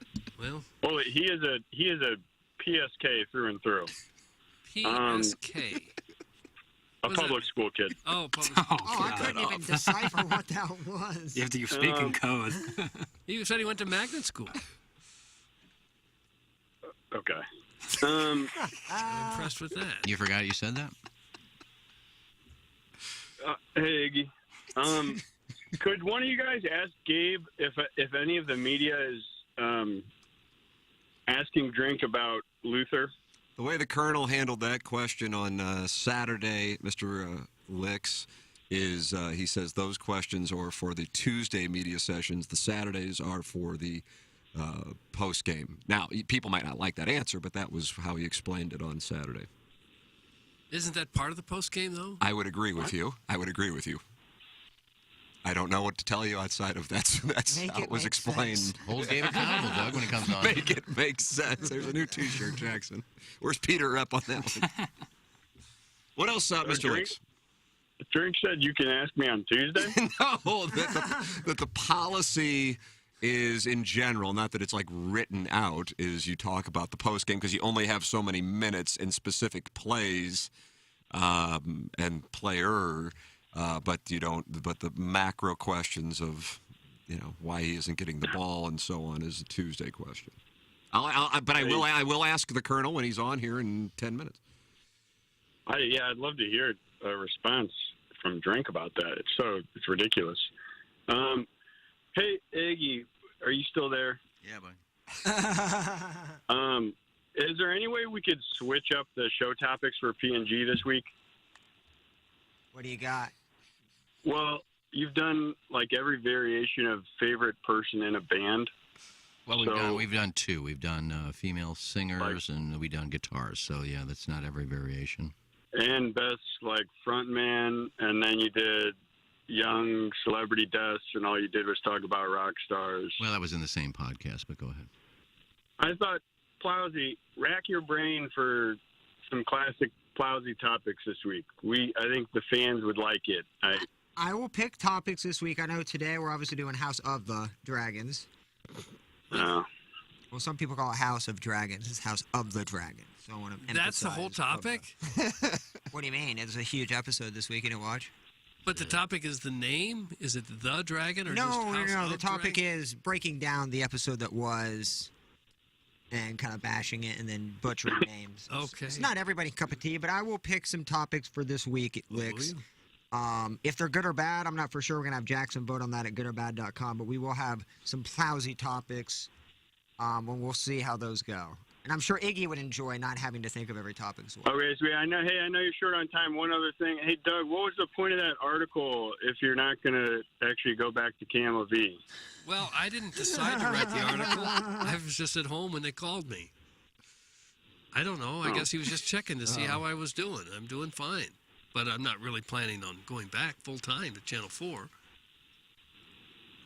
There's nothing going on in this town. If a reporter had time to call you about you going back to TV. I agree completely. Yes, we know that. We are in solidarity on that, Mr. Licks. But, holy crap! But we recognize the game. You would have thought Vic Faust, had been indicted and sent to jail for 14 life sentences based on the coverage that got. But it made it but to People click, bitch. It made it to the People magazine website. It made it in the New York Post. Yeah, it's going to be juicy. So that's the deal. guess, And so they know the names that get clicks, and they know the kinds of stories that get clicks. It's it's the game. I can't wait till the next one written about me. I'm sure it'll be very complimentary. All right. Happy Monday, everyone. Hey, Warson Woods Wacko, I bet you qualify for student loan forgiveness. See ya. Oh. Wow, dog, an unfortunate, seemingly elitist comment. And the sad thing is I got to do that today, too, so that really hits home. You got to do what? I'm doing call my student loan company, seeing what's up. You just call them and say what's up? Yeah, this is It's just a Darren. federal I'm here for my loan. 6-month checkup. How's that going? Still about the same? All right, cool. Hit me up if you need anything. It's for the federal loans, right? Is yours a federal loan? Correct, yes. It's been bought out by, I think this is the 6th different company that bought my loan. So that's really nice to have to kind of get a new website, get a new username and password, understand how the company does. So that's always nice. Now, I won't be getting any money back because I've actually paid, right? Well, I'm paying. Is that how I mean, it works? and Doug, I'm not looking for a handout. No. I would but take one I would take immediately. one. Trust me, I would take one. I'm not holding my breath on that. Oh, you and I are on the opposite spectrum on this one. What up, Licks? Oh, yeah, because you're old money, Doug. Come on. I'm not You're going old back money. No, I work Doug, that's a revelation I work for you. 6 and 7 days a week to pay for You college just signed education. a 10-year Camo V deal. I didn't. I'm not going back. Yeah, the signing bonus. Well, I think you should get your money back. 2,000. I mean, if they're not going to make people pay who owe, well, you should get money back because you paid. I agree. How is this fair? How is this fair in any way? I'm not wanting this to be a topic. The idea should be that if you did pay for it, you get a tax exemption at the end of the year. That is the easiest possible way. Take that you $10,000 get a off my taxes? 100%. I'd How be full easy is agreement. how easy would that be to do? In terms of logistically, I don't know, but The country would go even more bankrupt than we are yeah, now. but let's just ride it out now at this point. Just ride that horn. They don't have the money because they're paying another 9 million IRS workers. However many. 87,000. However many they added. They gonna get you. But yeah, nonetheless, Mr. Fix has great calls. Oh, you're a Mr. Fix guy. No. Fix or Licks? They both suck, but which one were you talking about? Oh, I like Licks more. I think Mr. Fix gets the text line. Like, if it's kind of lull, you come out from Missouri loss, Pujols hit a home run nobody saw. Then you kind of get Mr. Licks involved, or Mr. Fix involved, and that kind of re-energizes that text line. It doesn't take anything to get the text riled up over a caller.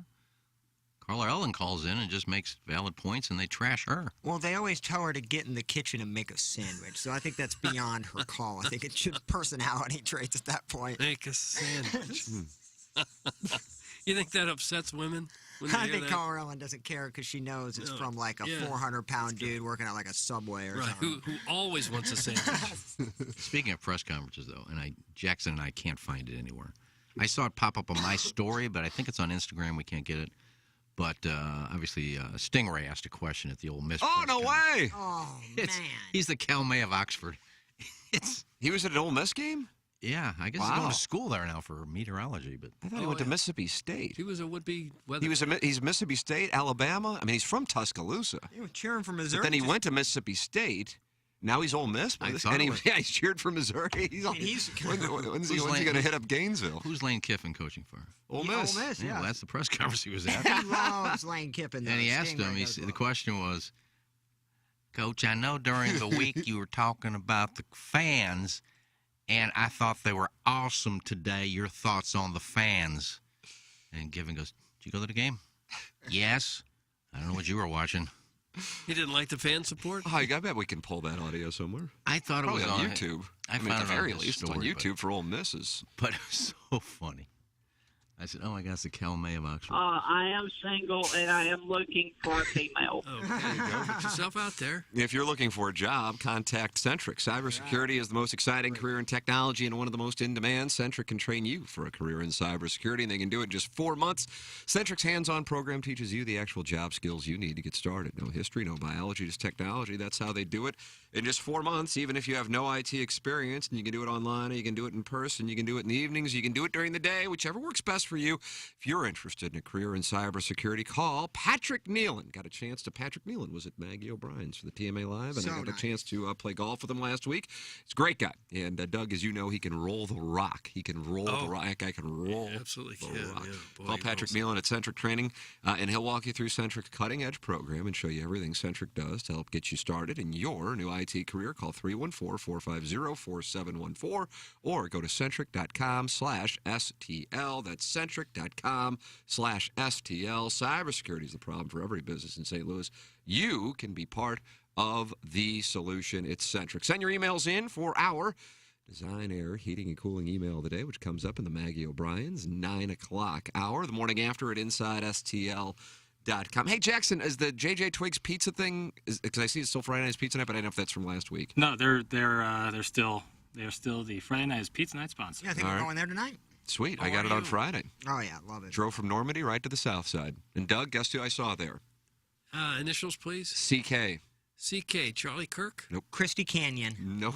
I don't know. Canyon was spelled with a K. Carl King? The John Wooden of St. Gabriel basketball. Cal Kennedy. Yes. Okay. Sick. And Mark Meckler. How about that? Now, also a wonderful St. Gabriel alum. Okay. Well, that's in the St. And his Gabriel's lovely Parish wife, area, Amy? isn't it? It is. So probably almost everyone who went in there was St. Gabe's. You would assume. Man, I know a Meckler, but I don't think he is from St. Louis. Was the CVC soccer coach Meckler? Terry Mickler, I think it was Mickler. Terry McLaren. Not McLaren. Oh, sick receiver. Commanders. Yeah, beware the commander. This is their year. Yeah, so 20. So it's 20% off, and people are voting on their favorite pizza. Yeah, we'll have the results of that tomorrow, I believe. Okay, 20% off JJ Twiggs. Friday night is pizza night. That is where you can go. JJ Twiggs Southampton. It's only the Southampton location. JJ Twiggs, Southampton. All right, the Colonel is going to join us coming up in the 9 o'clock hour. This is the Appliance Discounters 8 o'clock hour. Appliance Discounters, your hometown appliance source, featuring major brands like GE. And if you are in the market for an appliance at Appliance Discounters, they can get it going quick, fast, and in a hurry for you. You won't wait weeks at Appliance Discounters. They have an 80,000 square foot warehouse filled with GE appliances along with other brands. You can't wait weeks. When your refrigerator, washer, or dryer go out, come into one of their showrooms today, and they'll deliver it tomorrow. If you're building or remodeling your home and don't need your appliances right away, they can hold them for you. And remember, you can always shop online at theappliancediscounters.com. The Colonel, presented by James Carlton, next here on the Ryan Kelly Morning After in our Maggie O'Brien's 9 o'clock hour. And Western wisdom like don't squat with your spurs on and always drink upstream from the herd. And there's also some Western wisdom that's less common, like never steal from a bear, which you can't make for yourself, or a man doesn't know his worth until he's eye to eye with a rattlesnake holding a toad.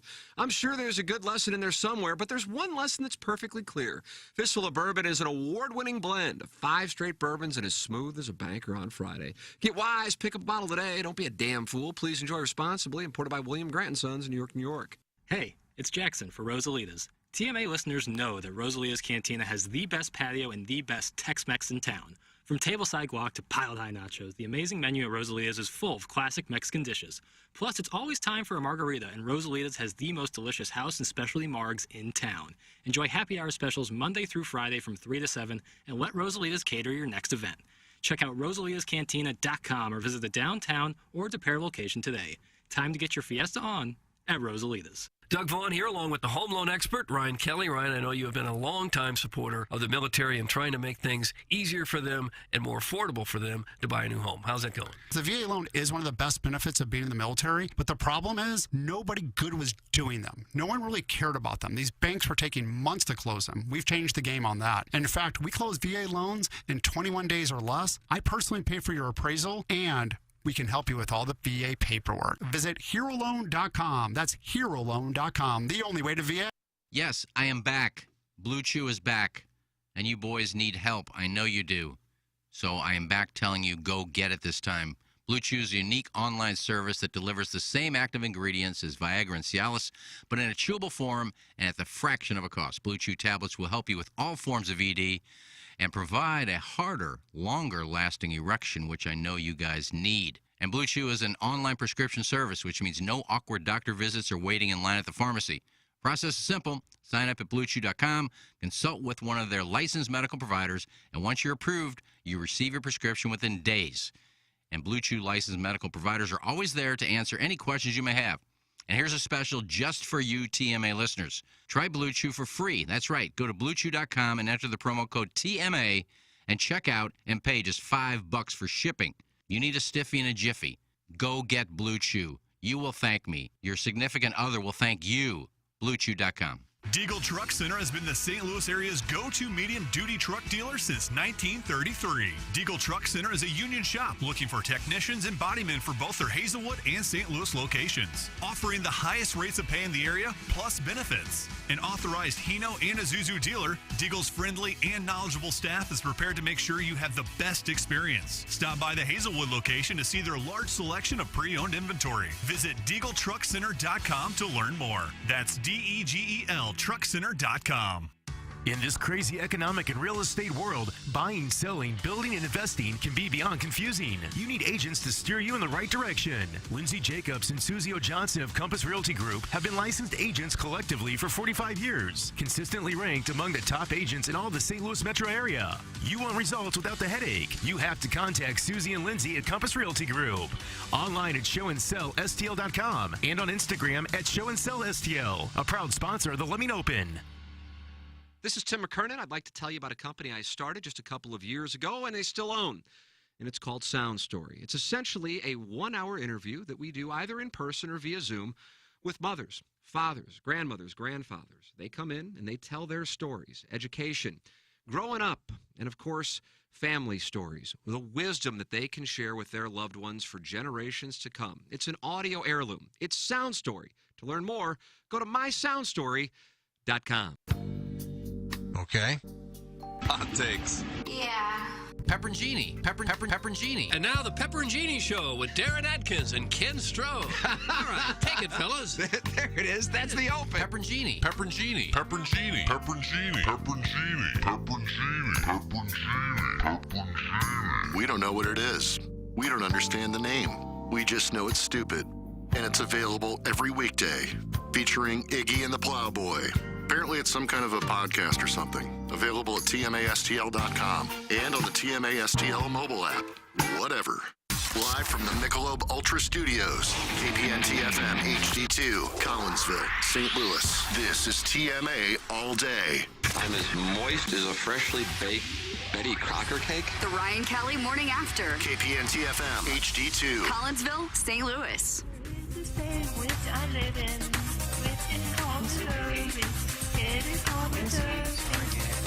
Oh, Missouri is where I live. You gotta wait for the transfer.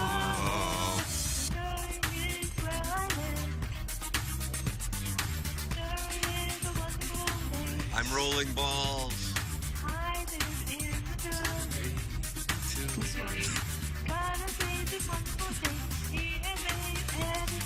Optimus Prime is like dancing.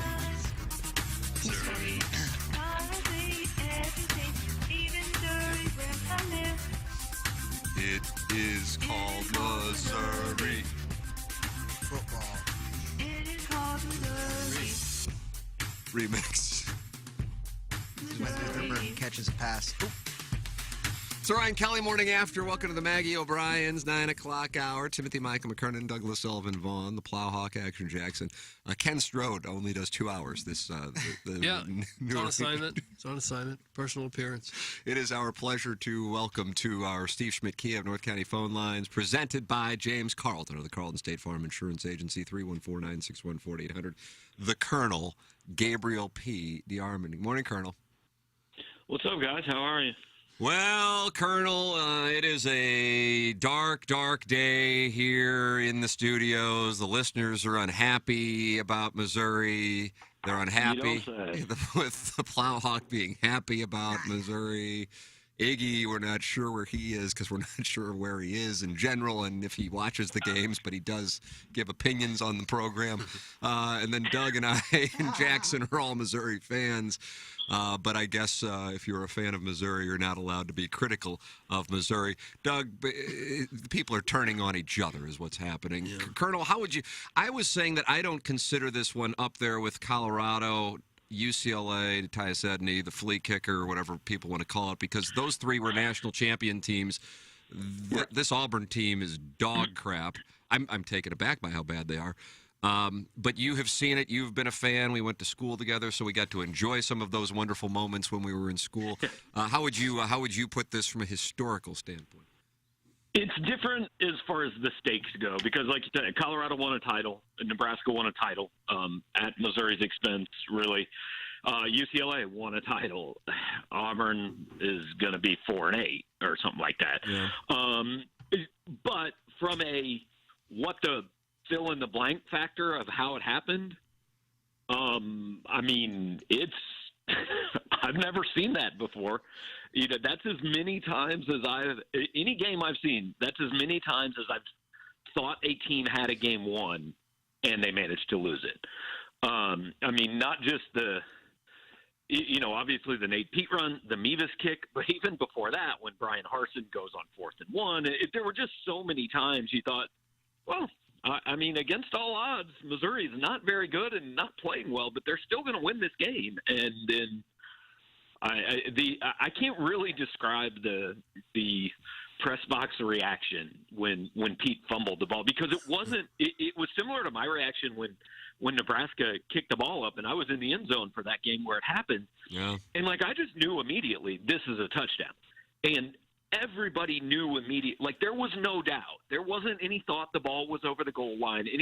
Everybody that saw that play immediately knew, oh, that's a fumble and Auburn just won the game. And just the spontaneous reaction in the press box was unlike anything I've really been around.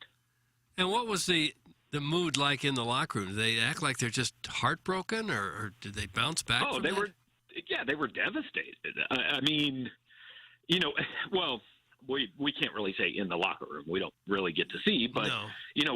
When we were standing there for interviews, waiting to go into the media room, I mean, Nate Pete was out there. He was outside the locker room. He was outside the media room, and he was being comforted by a couple of his teammates. And I mean, the kid was crushed. Yeah. This is a guy that left Stanford to come back to his hometown school. And I mean, he's 6 feet from let's not call this a program-changing win or anything, but he's 6 feet from winning a game for that school.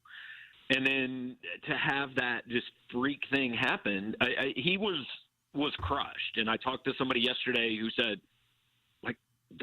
I'm concerned about his ability to get over it. Oh wow! That's how upset he was. And so I do think that, and I wrote a little bit about this, and I don't mean to come off as preachy because it's good that sports is important to people and all that. But, some of the things you see online, I mean, if you think it matters more to you as a fan than it did to him, A, you're wrong, and B, that's more of a you problem. And some of the things that are said about athletes are just kind of disgusting. I bet Harrison Mevis was pretty bummed out himself. He makes that kick in his sleep. So. Yeah. Yeah, didn't see him, but that was really the more stunning one to me, because everybody says, and I think Brian Harsin even said after the game, I mean, look, Nate Pete will now be an instructional video for players across the country because coaches always say, don't dive in the end zone, right? And they say it, and it doesn't matter. Everybody does it anyway. I mean, people do it in the NFL every week. He was just trying to make a play, and that's a freak thing that happened. But Mevis, I mean, literally, he had 90 kicks in his Missouri career of 30 yards or less, and he had made all 90. This was not this literally had not happened in his career. And that was the stunning one to me. Yeah, what happened there? You think he just nerves got to him, or was it the hand of God that flicked the ball to the right? I mean, I don't see how it's nerves. The kid made a 56-yard field goal to tie a game last year. made a 45-yarder to beat Arkansas. He's done things like that. That was an extra point. I don't know. I mean, I don't know. He did miss a 39-yarder last week. Maybe he is, whether it's something physical or something mental, maybe there's a little slump or the start of a slump, which Missouri hasn't seen with him. But it was not really on my radar that he might miss that kick. Yeah. I was ready to go. We were done. We were going to go do interviews. Cook ran out onto the field saying, "Yes, we won." Right. Oh, wait a minute, it was no good. Mevis appeared to think he made it.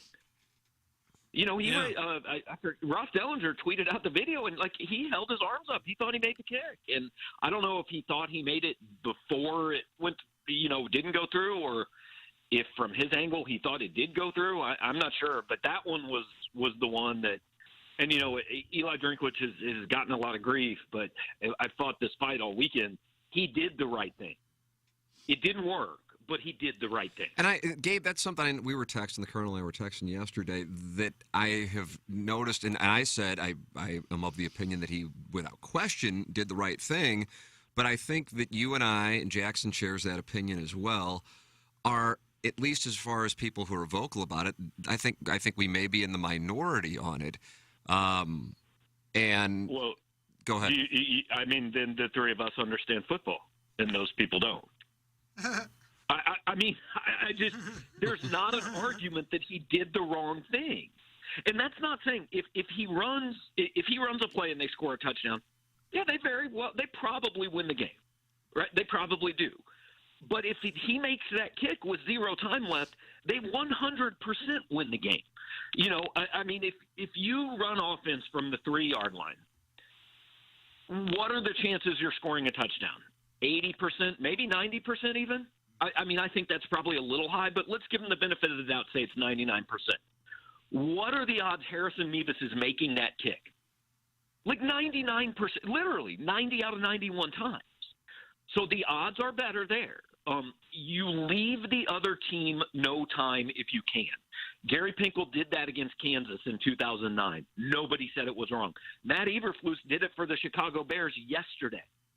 It is the idea that you judge the process, not the result. And sometimes you do the absolute right thing and it doesn't work for you. And now the hard part of this is, at the end of the day, if this doesn't work for Eli Drinkwitz, if he gets fired, Auburn is going to be one of the games we point to. It's not really his fault. I always said Barry Odom, if they win that 2018 Kentucky game and they're 9-3, I think he probably, at least is the coach in 2020. And that game turned because the officials made a horrible call. But in the end result, they only care if you won or lost the game. They don't care that you lost the game because of something completely beyond your control. Going back to what we started talking about, if Bob Stoll's staff beats number 1 Colorado and ends up in a bowl game that year, it could have changed the entire trajectory of Bob Stoll's career at Missouri. But he still got fired, and when he got fired, it wasn't, well, we should probably give you another year because really you beat Colorado in 1990. Nobody cares. Yeah, well, that's true. So how does Drinkwitz justify not using Luther Burden? Well, I wrote a little about that this morning. I think he's hurt to some extent because you remember that punt return against Abilene Christian last week, and he was out for about a quarter and a half, and Drinkwitz kind of said, something with an ankle, but he came back, and he just never really – he was out for long stretches on Saturday, and I couldn't see it because the Missouri sideline was so far from the press box. But somebody who was in the stands on our board said he was in and out of the injury tent a lot on Saturday. So I don't know if he's 100%, but if he's healthy enough to be out there, then he should be healthy enough to at least get the ball a couple times. Mm-hmm. So I think if there is something going on health-wise, and this is not what coaches do and it's not what Eli Drinkwitz does, I think it would benefit both him and Luther to kind of make that public and just say, look, Luther's not – he's not healthy right now. And so we wanted to give it a go, but it wasn't really working, and maybe he'll be healthy this week. But that would at least explain this to people a little bit because and I haven't obviously watched the TV broadcasts, but from what I understand, I mean, Missouri's had 2 nationally televised games now, and on both of them, broadcasters have openly questioned, why is Luther Burden not a part of this offense? Yeah, RG3 brought that up, God, I would say 25 times Saturday. Yeah, that's not a good thing. And whether he's right, wrong, or indifferent, that is a former NFL player on ESPN saying this. And I keep going back to this, and I've gone back to it all year. This is why when a recruit of Luther's stature goes to Missouri, there is more pressure on him and on the program than there is if a kid like that goes to Georgia or Alabama or Oklahoma or Ohio State, because at those places, he's one of many. And if Luther Burden has 2 touches for 9 yards in 2 games at Georgia, nobody really says anything. But now it's like the number one topic of conversation because this is the biggest recruit Missouri's had in a decade. So, they've got to figure it out, obviously. I mean, I think Luther's got some responsibility there, too. I mean, look, he needs to make plays and who knows, day-to-day, practice, all that, how everything is going. But he's got some responsibility. But there are still ways you line him up at Wildcat. You run him on a jet sweep. There's not a reason he should have not touched the ball. I mean, even the punt return stuff is really weird. I don't know who Missouri's punt returner is or if they have one. I don't know. Gabe Yarman with us here, brought to you by James Carlton every Monday on TMA, every Friday on 101 ESPN Balloon Party. Colonel, with regards to the quarterbacking situation, Brady Cook certainly under the microscope.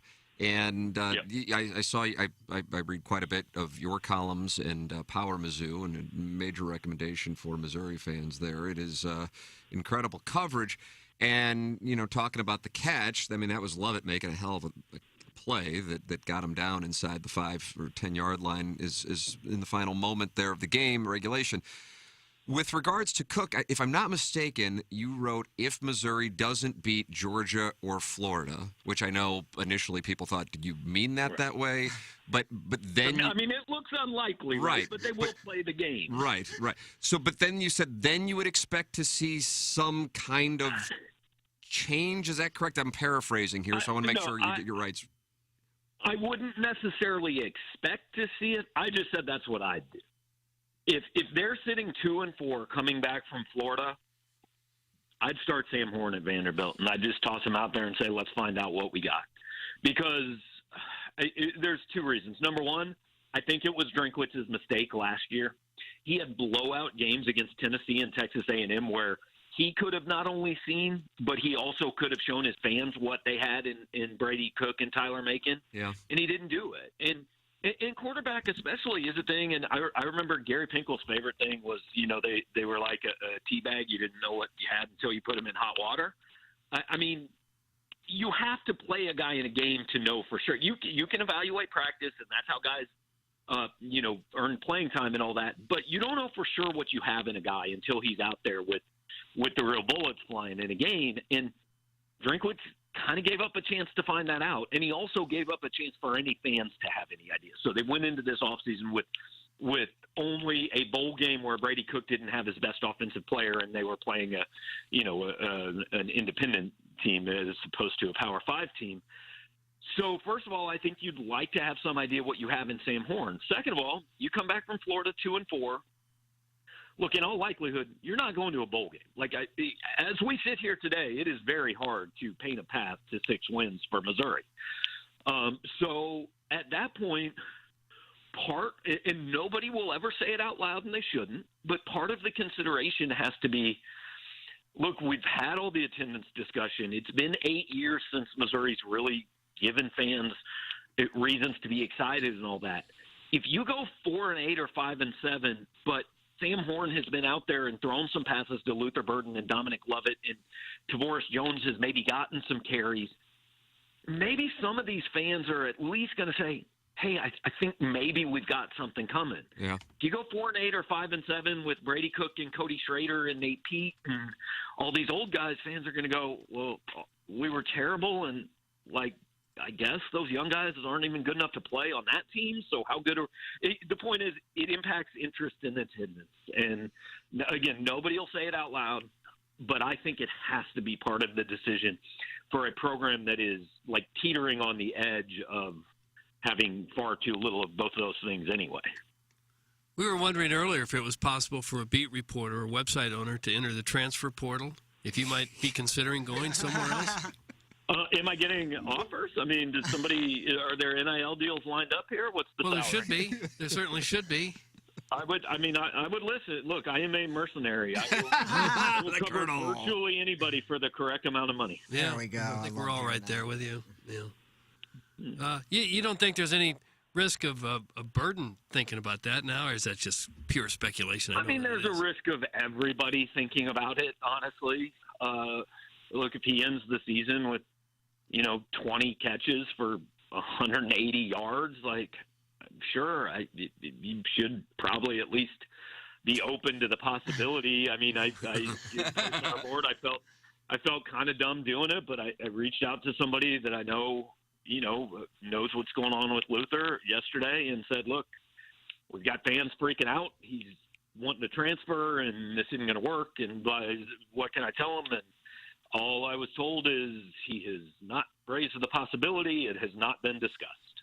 Does that mean things will be different in 9 weeks? Who knows? But, at this point, he wants to go win some games. Obviously, he would like to be a bigger part of that. But it's just not even a discussion that I think, I mean, you just kind of wasting breath worrying about it until the end of the season. Yeah. I know you said several weeks ago you thought Drinkwitz would definitely get a 4th season. You think that's still the case? That it wouldn't even be on I would think so. Yeah. I mean, if it goes completely off the rails, I don't know. It's not impossible, but I would be very surprised if he wasn't the coach. And again, I'll say, like, I think it would be the wrong move to fire him after this year.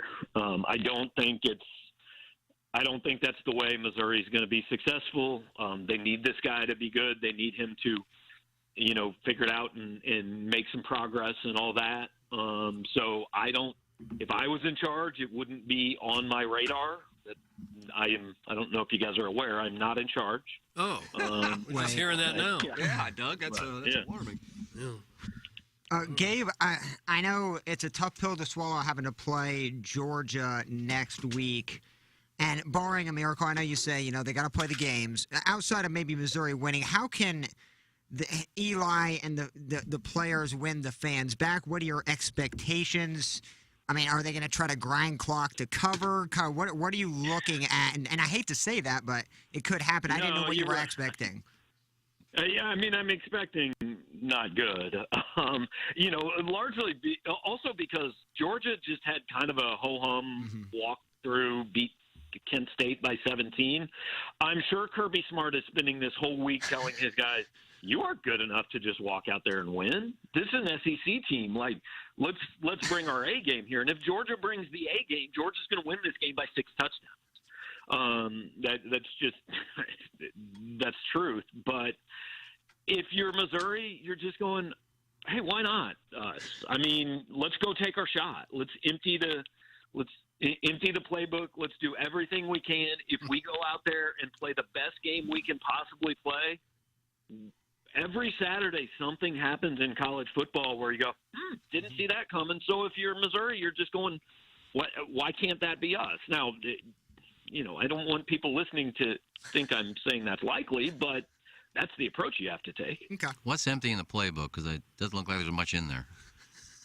Well, I mean, let's see. And also, the play calling that people are upset about, I mean, I don't know. Again, when you can't run and you can't pass and you haven't been blocking very well, I don't know what to call, but he made adjustments on Saturday. There were a lot of 2-back sets, a lot of 6 offensive linemen, far more 2 receiver sets than 3 receiver sets so they could block, and they did block better. They were 2nd and 12. They needed about 8 yards to get in field goal range, and he went deep. He called for a pass 40 yards down the field. So I think play calling is what gets blamed when teams aren't doing well, but It's more just that the plays didn't work. It's not that he didn't call the right ones. I mean, he called ones that didn't work, so by definition, I guess he called the wrong ones. Now that Kansas is 4-0, if they came to you with your own potato chip brand, would you make the move to Lawrence? Doug's trying to move you out of here, Colonel. KU fans would not accept me covering that school. But I'll say this, though. You know what? The only reason I really know that Kansas is 4-0 is because Missouri fans bring it up every single day. I'm not kidding. I've heard more about Kansas from Missouri fans than I have anybody else up there. It hurts. Rock chalk. Hey, real quickly, while we got you, I saw that John Bull made a visit, and you wrote about it this morning on your 10 things for Monday morning, 10 thoughts for Monday morning. Jackson, I feel terrible you're not listening right now because I'm asking him about John Bull. And I would imagine. Oh, that would be a gig. Jackson's in here trying to help the cause with my computer charger. What's the word on that, Colonel? Yeah, I mean he's top 30-ish player I think in 2024. CBC. Used to be at CBC. Now is at Sunrise Prep or Sunrise Christian or Sunrise something or other in Kansas. And yeah, had taken an official visit to Michigan a couple weekends ago. Was in Columbia this week, and certainly good news to get him on campus. I mean, he's got a year before he's really going to be anywhere close to a decision, probably. But getting him on campus is good. I traded a couple messages with him last night. I'm hoping to be able to talk to him today and get a little more information on the visit and what he liked and where Missouri stands. What is he playing? What position is he playing? Oh, He is a center. He is a how tall is he? 7'2", maybe. Yeah, I was about to say he's over tall. 7 feet. Oh, really? I think it starts with the 7. Yeah. Yeah. Yeah, fire up CB, and now he's at the Sunrise in Kansas. You said, Gabe, right? Correct. Yeah. So we had a few requests to ask you about him, in addition to, of course, the Luther Burden questions So you talked about it, Doug, or the Plowhawk asked you about it. So to be clear, you wouldn't be an advocate for firing Eli Drinkwitz. No. But what I was saying, because Doug and Plowboy, we have a different perspective. I have a different perspective than them. I'm kind of more in line with you that even if it's an absolute disaster, and I realize it may feel like it's a disaster at the moment, they're 2-2, which was probably the most likely outcome through 4 games. It just feels worse than your standard 2-2 because of the way it's gone. That if they were to lose to, of course, Georgia, Florida, and then Vanderbilt, and then only get New Mexico State, and I realize I'm presenting the specific scenario, even if you still think it's not the right thing to do you think he would get fired at that point? I don't think so. That's based on nothing other than I understand. Really. And the reason is simply, I mean, if there's something over the next 6 to 8 weeks that you look at and it gives you like a definitive, oh my God, this guy doesn't know what he's doing, then okay. But if you get to the end of the season and all of a sudden there's 9 players like 9 starters or members of these 2 big recruiting classes in the athletic director's office saying, I need the transfer paperwork, that changes, right? If they're 3-9 and Burden and Horn and Tavoris Jones and these guys are in there saying, I want out, then yeah, move on. But the issue is, for me, you've got to let Sam Horn play quarterback. You've got to get Tavoris Jones on the field. You've got to give Luther Burden a year in college football, all that, and see how they do. And it's just, if Missouri fires Drinkwitz, then you're talking about bringing in another guy and saying, well, we got to wait till year 3 to figure out what this guy is. You're then 11 years removed from decent football. You've lost generations of fans at that point. I mean, just every year you get further, it makes it tougher, which means I don't know if Eli's the guy, but I would at least give him the time to prove whether he's the guy or not. I just don't think at Missouri changing coaches after 3 years is the recipe to get better. I mean, who are they if they fire Drinkwitz, they're not going to go out and get some guy who's proven he can win at a Power 5 school. They're not hiring Bobby Petrino. They're not hiring Urban Meyer. So they're going to go hire a guy who's what Eli was 3 years ago and just hope they're right this time. I don't see why that's better. Dave DeArmond, brought to you by James Carlton of the Carlton State Farm Insurance Agency, every Monday on TMA, every Friday on 101 ESPN with us on Balloon Party. Colonel, we appreciate it as always, sir. Thank you so much. Fine, sir. All right, fellas. Well, against Doug's objections, I'll be back next week. I have no problem. No, I don't object. I just thought maybe you'd be leaving. Yeah. Thanks, Colonel. All right, guys. There you All go. right, Gabe. Gabe DeArmond. Yeah, I still think if it's a horrible season, it's going to be on the table whether they fire him. Oh, I agree with you. Now, I share essentially what Gabe said. That's my mindset as well. But I agree with you guys. And specific to the scenario, and I agree with you in this way. If they lose to Vanderbilt and it's a 3-9 season operating on the premise that they beat New Mexico State, because I don't think losing to New Mexico State is possible, although I'm sure Miami fans didn't think losing to Middle Tennessee State was possible, that at that point, I actually think they would fire him. Mm-hmm. I would think they would. Now, I don't necessarily think that necessarily means they should, but there's so much more information to get. You say 3-9, and then the question is, how do you get to 3-9? Because Missouri's 2-2, and if you told me at the beginning of the season, before Louisiana Tech, you got to bet a large amount of my money on what Missouri's record's going to be through 4 games, I probably would have said 2-2. The issue is how they've gotten to the 2-2. It's eye-opening, the quarterback situation. The Burden thing, at least we got some context there that the Colonel thinks he may be hurt, and he did write about that on Power Mizzou this morning. And just how dreadful the offense is. Those are eye-opening things.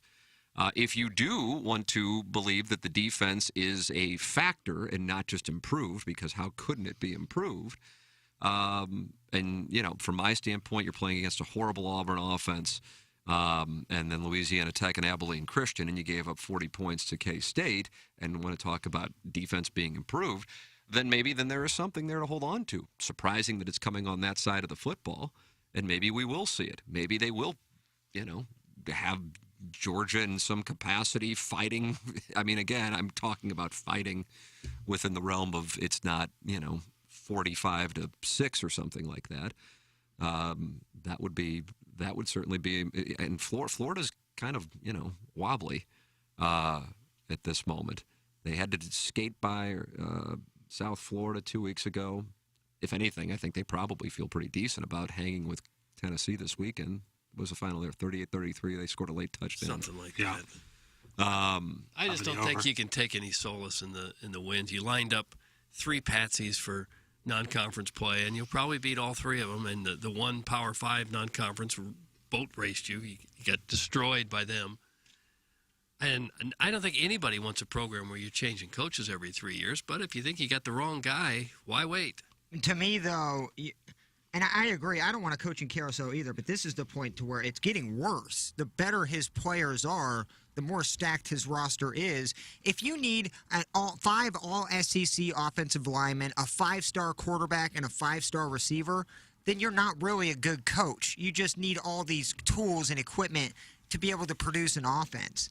And the simple fact is, the recruits are not going to stay. They're just not going to wait 3 years for it to get any better. And Scott Frost is a perfect example of what Missouri will turn into. One more year of Drinkwitz could turn into a point of no return. Firing him midway through the season, having interim coach, and then literally being at the bottom of the barrel. If Drinkwitz has another season like this next year, Missouri is so irrelevant, and that's what would be my danger for keeping Drinkwitz another year. You can talk about it's more than just recruiting. It's keeping recruits. It's developing recruits so they can actually play on the field. I don't see any of it. I don't see an offensive genius. I see a scam artist.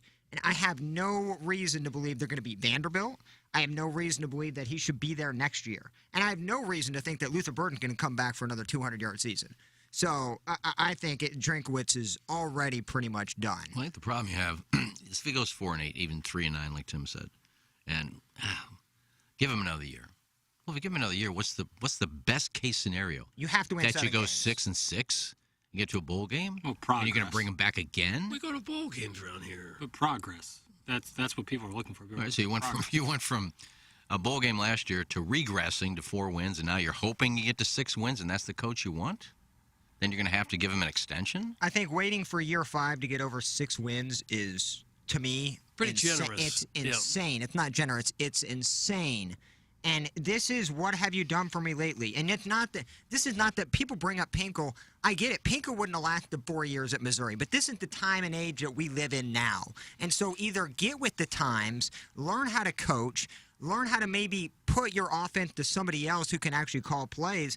But Drinkwitz is way too cocky. You see him all off season, peacocking around on social media, bashing former coaches on SEC Media Day. This dude is 1 year away from maybe getting a Jacksonville State AT&T kind of coaching job. I think he is in way over his head and is way too prideful to give the reins to somebody else on offense, and that's going to get him fired. In the inept offense. You can watch a team go 3-9. This is the worst offensive football team I've seen on college football since Illinois had that run with that coach who now is like being suspended. Ken Beckman was it? Yeah, this is that level of college football. You can bash it or not, but look at the offense. It's absolutely inept. You take Louisiana Tech off of those stats. This is a 20-point a game team with maybe less than 300 yards total offense. I mean, it's just pathetic. What do you say about John Bull? It was Neville's thing. Oh, he said he had conversations with John Bull, wanted to talk with him more.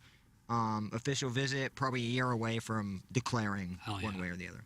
Let's go. But he is I still have faith in Gates and that basketball team because they're bringing recruits in. I got to get to some business. Then we have some emails for the Design, Air, Heating, and Cooling email of the day, the morning after at InsideSTL.com. Check out TMASTLShop.com.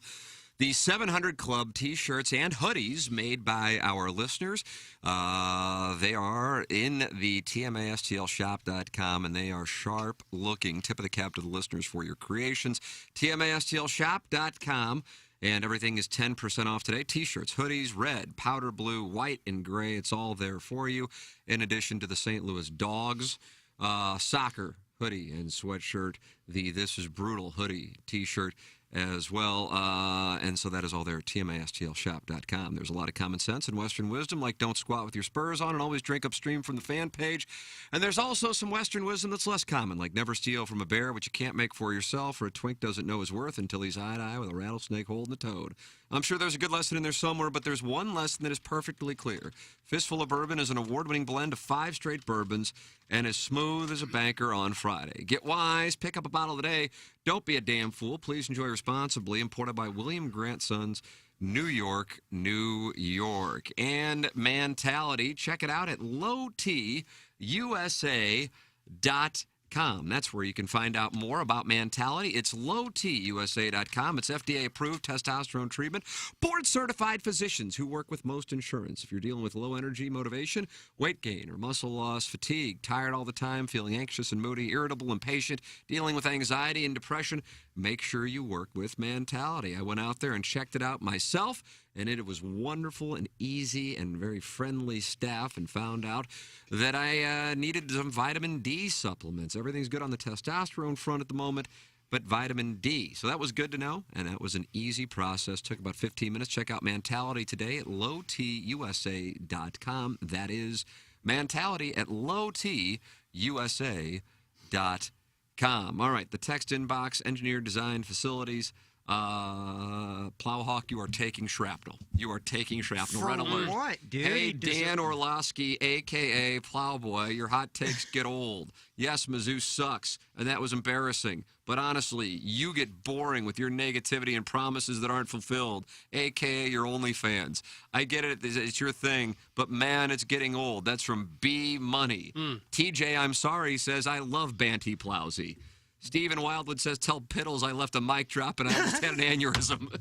I can't wait to hear that one, too. And I get it, though. Like, I am a Mizzou basher, and this is probably not the day you want to hear it. So I'm all for the bashing. But if you want to have have another year or two, that's fine. I just don't get it. I just don't understand why you would want that. That's all. The fact that Plow Illini is this against Drink is the only thing that gives me hope at this point. He is wrong so often that this has to be a good sign at minimum. That's from the 314. That's a great way to look at it because my takes are about 90% wrong. Well, I'm honestly thinking my takes are almost 90% inaccurate. People this could be. People see other programs get turned around almost instantly. Yeah, but they have Doesn't more always four-stars on happen. their team 4 years ago. That's all. Well, Hypo inherited, 18 4-stars. Yeah. Dude, eventually he coached the team up. This is a lot of his players. Mm-hmm. I'm so sick and tired of thinking Sam Pittman took over Alabama. Arkansas was a dumpster fire. Yeah, it was. Do we need to wait 6 years to win 6 games? If that's the case, then this team isn't an SEC team. It's a MAC team. Yeah, and there's a lot of programs that changed coaches and got nothing out of it. Didn't improve at all. But that potential is certainly out there. And now with the transfer portal, you can improve almost immediately. Or you don't destroy have your to team in always one wait season, 4 too. years if you can recruit that way. So I don't know that people are going to have a lot of patience nowadays with coaches floundering around for 3 or 4 years before they get the boot. And they shouldn't. I mean, money's involved now. And I know, love it or hate it, there's NIL deals involved. There is money involved. There are boosters that are more involved now, which is shocking, than ever before in college football. To think that they're going to be waiting patiently for Drinkwitz to go to the Duke's Mayo Bowl in 2 years to look for quote-unquote progress, that just doesn't happen in sports now. And love it or hate it, it's not the Pinko era anymore. You need 3 years of decent football to get a fourth. Well, he's still around. What about bringing him back? The Bill Snyder plan? That would be fun, kind of. Boy, people would get excited about that. How old is he? 70? You think he's that old? Oh, He might be. I think they keep that information. I'm looking. I think looking. it's probably out there. 70, exactly. Yeah. He had a health scare, I guess. It's what ultimately led him to retire. But when I see him now, he looks fine. Of course, he still has lymphoma. Takes an awful lot of energy to be a college football coach. I don't see it happening. No, I don't. No. But I've seen people talk about that.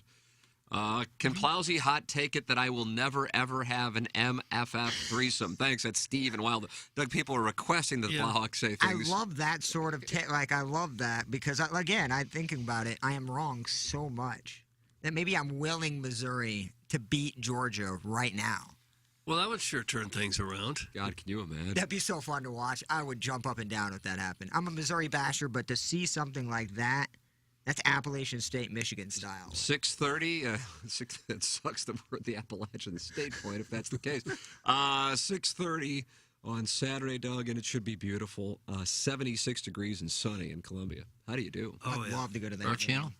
Is that SEC? I don't know that. Jackson, you're going, right? Yeah, I'll be there. Oh, that could be a damn pony in Columbia that weekend. Probably a good time. Number one team in the country rolling into town.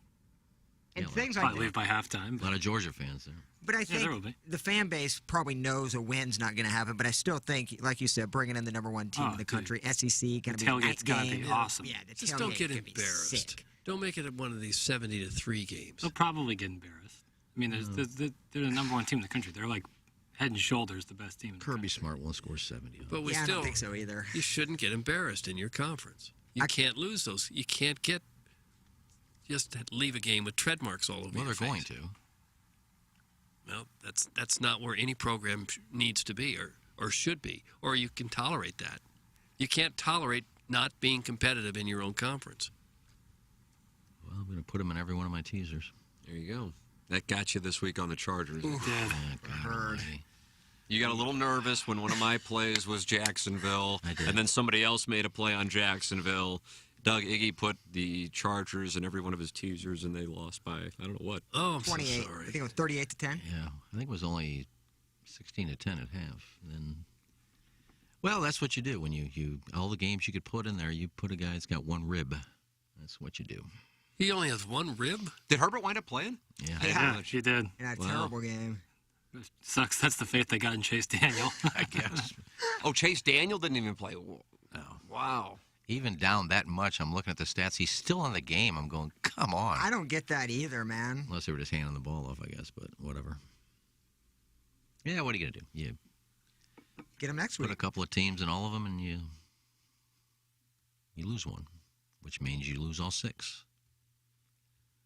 No, Minji Lee missed the cut too, so that was my loss. Minji Lee. MC. The fact that you parlayed the Chargers Jacksonville No, I games had with the Minji Lee. No, I had five teasers. I had one by itself. I had Minji Lee to finish top 10. She Gotcha. missed the cuts. MC. Just as bad. Jackson will be reading the emails today on my computer charger. I left it at Normandy on Friday, Doug. Mike D in the place to be said we picked it up and put it in the lost and found, but then somebody took it out of the lost Yeah, and that's my main concern. If Doty didn't take it, then you got a bunch Why of... would somebody take a computer charger? Because they want one of their own. It's on Facebook Marketplace, Tim. But it's specific to a certain kind of laptop, so I don't know. So Jackson's been trying to concoct MacGyver-esque solutions, and it just hasn't worked out. God bless Jackson for the effort, though. So he will be reading the Design Air Heating and Cooling email of the day because my computer is dying. Jackson, do I have any other business to tend to? And I don't have a script because I can't read anything. Iggy's got some business. Oh, go ahead, And then we Iggy. got one more after that. Oh, I actually talked to some of the people out at the Lemmings that said, God, we see Doug in here and we get so excited we're going to go home and have sex. And I said, no, you're What? not. You Yeah, can't. I had a lot of people talk to me about that. I too. didn't. I got it on DMs. It's sexually charged, this whole event. And then you get home, the wife wants to have sex, and guess what? You can't. Right.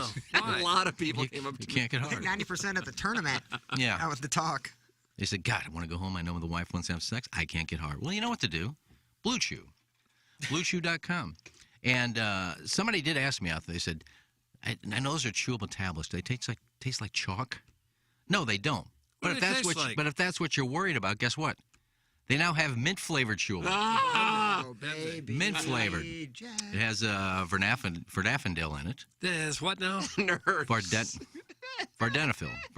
What does it have in there? Yeah, I told you there's 3 words in here that I'm just going to butcher. What's the active ingredient? Levitra and Staxin. Same active ingredient. What about that other thing? Keep going. With an F. Vardenafil. Sildenafil. Yeah. So it's with Vardenafil. Doug, Same you ready to active do this ingredient, live Levitra and Staxin. No, I'm reading the names. They're medical names. Reading, you liberal term of reading. But it's in mint flavor now, so you don't have to worry about what it tastes like. So if you go home that night and you can't get hard, God, what am I going to do? Pretty simple. BlueChew.com. Yeah. Type in the promo code TMA, and you're going to pay nothing for your first order. $5 shipping and handling is all you're paying. So you have medical professionals to help you. Once they figure out what you want to do, the order's out within a day or two. You can have it, and the wife says, I guess you can't get hard tonight. Nope. I've got Blue Chew. Let's get in the bedroom. Oh. Chew it and do it. Stiffy in a jiffy. BlueChew.com, now in mint flavored. There it is, Blue Chew. And Tommy Cibulka and VIP Auto Accessories. Tommy was there on the Lemmings. He was good to see him at TMA Live on Thursday night at Maggie O'Brien's. VIP Auto Accessories. VIP Auto Accessories is your one-stop full-service shop for all your auto accessory needs. They do van and truck upfitting for commercial fleet vehicles. They provide graphic solutions for vehicles, retail office space, floors, windows, and more, and have a full array of public safety solutions, including for EMS and police fleets. They're your one-stop shop for everything upfitting-wise. They take the vehicle from point A to point Z. It's quicker to deal with VIP than 2 to 3 vendors with multiple locations. Call Tommy at 314-428-3900. Directly call Tommy Cibulka, 314-428-3900, or email him at tommy.cibulka@VIPAutoAccessories.com. Ladies and gentlemen, it's time for the Design Air Heating and Cooling email of the day. I present to you Action Jackson. So we got 2 emails today. 2? I'm not joking. Like 2 were sent in. All so right. I'm gonna read both of them. Okay. Both of them. I'll go with the worst one first. Now you're tainting. Yeah. Well, it's one sentence. I want Mizzou to win. That's why I rooted for Alabama when I went to Tim's house for Iggy. Not bad. That's a good one. If that's the worst one, I like it. And that was from Iggy? Iggy, yeah. Iggy. Are you even eligible to win? I don't think a Hubbard employee can vote for you. He can win. All right. And then finally, Tim is right. Again, I got to see all my sports bucket list items too. The Redbirds winning the World Series, the Fighting Rammies winning the Super Bowl, my Golden Griffins winning the state soccer championships on the unprecedented run of 1981, 82, and 1983. But this email is about sandbagging. You see, my neighbor, Alfie, is sandbagger big time. Every time he gets drunk, he tells all the cul-de-sac husbands that his wife won't have sex with him because his penis is so small. Well, liar, liar, pants on fire. Saturday night, whilst the rest of my neighbors fell asleep around my oval-shaped fire pit, me and Alfie started making out. I was so darn curious. I grabbed it, and to my surprise, that thing was huge. Long story short, he gave me anal and my butt still hurting. Okay, that's enough. It's from first name Ben, middle name Gay, and the last name is For Years. Wow, Doug, is that an Irish name? Ben Gay Furriers. This isn't even like hiding. German, like, I think. Like some of them are really What kind clever. of a last This name one is that? For Years. Furriers, I believe is how they pronounce it. I'm glad Furriers. our listeners stepped up after a long weekend. Got ourselves 2 emails. To choose. Third one just came in. Mr. Fix is awful. Mr. Licks is awful. Biff is goat. Danny Tanner. Oh, Danny wow, Tanner. late Danny Tanner. Danny Tanner. What about Danny Packer's hole in one, Doug? Yeah. I got to watch it. Danny Packer hole in one. You saw it, Plowsy? I went there on our hole. Me Yeah, and you're Doug right. were just Mark right Hanna there. and Doug were there with the Plowhawk. Oh, what a I'm celebration! so happy for Danny. I love that Danny Tanner. I love Danny Tanner and Danny Packer. And Julian Mazzola lipped out. Yeah, two groups that ahead. right? Julian Wow. should have win a hole in one. Just lipped out. Wow. Beautiful to watch. I almost knocked one in. You did not. Let's steer it to you. Well, it went over the edge and it landed 3 feet behind the hole. 3 feet's not it. Well, it landed about 4 feet short, rolled right to the edge, and how it didn't go in, I don't know, because it ended up right behind the hole. My uncle lipped out on 16. Eggs, you saw that. Well, we could have had 4 hole ones that day. Yeah. Unprecedented. Wow. That's what Just type shows of the shot caliber of makers. play, Doug. It does. Yeah. Shot sculptors. Even in the conditions that weren't optimal for scoring. How about this? Cletus's team won. Oh, God, shocked. Shocking. That's a Don't they sweep. always? He said he's won all of the tournaments over the last 2 years. Or if you see the the two other- Dotems, That's and now strange. the 2 Lemmies. Well, look at the other team. No offense, but like I didn't see a lot of ball strikers.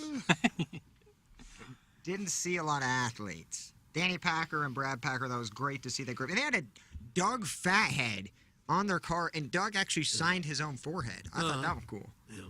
Sign your name. We knew some of these teams were in across trouble my when they played some of our shots on the 12th hole. 100%. That's a bad sign. Oh, so we need a winner here. I'm going to vote for Danny Tanner in his hole in one. He didn't hit a hole. He didn't even hit That's the Danny Packer. Danny Packer for his hole in one. Well, but the email was Danny Tanner. I don't care. I'm giving it to Danny Packer. Well, I want to see my name on the list. I'm voting for Iggy. I would like to have an email the day win. I'm gonna vote for Iggy too. Actually. Damn, I'm gonna vote for Danny Packer. I mean, I just can't. I mean, he didn't email in. It had doesn't emailed matter. in. I'm We're going to win gonna this give it to month. listeners. Congratulations, Iggy. You have won the Design Air Heating and Cooling email of the day. Jackson and I are going to go deal with it. You can hear Stephen Wildwood have an aneurysm, he said. Yeah, it's The apparently. mic drop. Old people who can't get Apple TV. Oh, Can we play that tomorrow, maybe? Yeah, why not? That's coming up on 101 ESPN here in a matter of moments. And Pepper and Jeannie coming up as well. For the Plowhawk, for Action Jackson, for Kenneth Iggy Stewart, for my brother Kevin, for Douglas Sullivan Vaughn, I'm Tim McKernan. This has been the Ryan Kelly Morning After. Closing out the Maggie O'Brien's 9 o'clock hour from the Michelob Ultra Studios. Live from the Michelob Ultra Studios.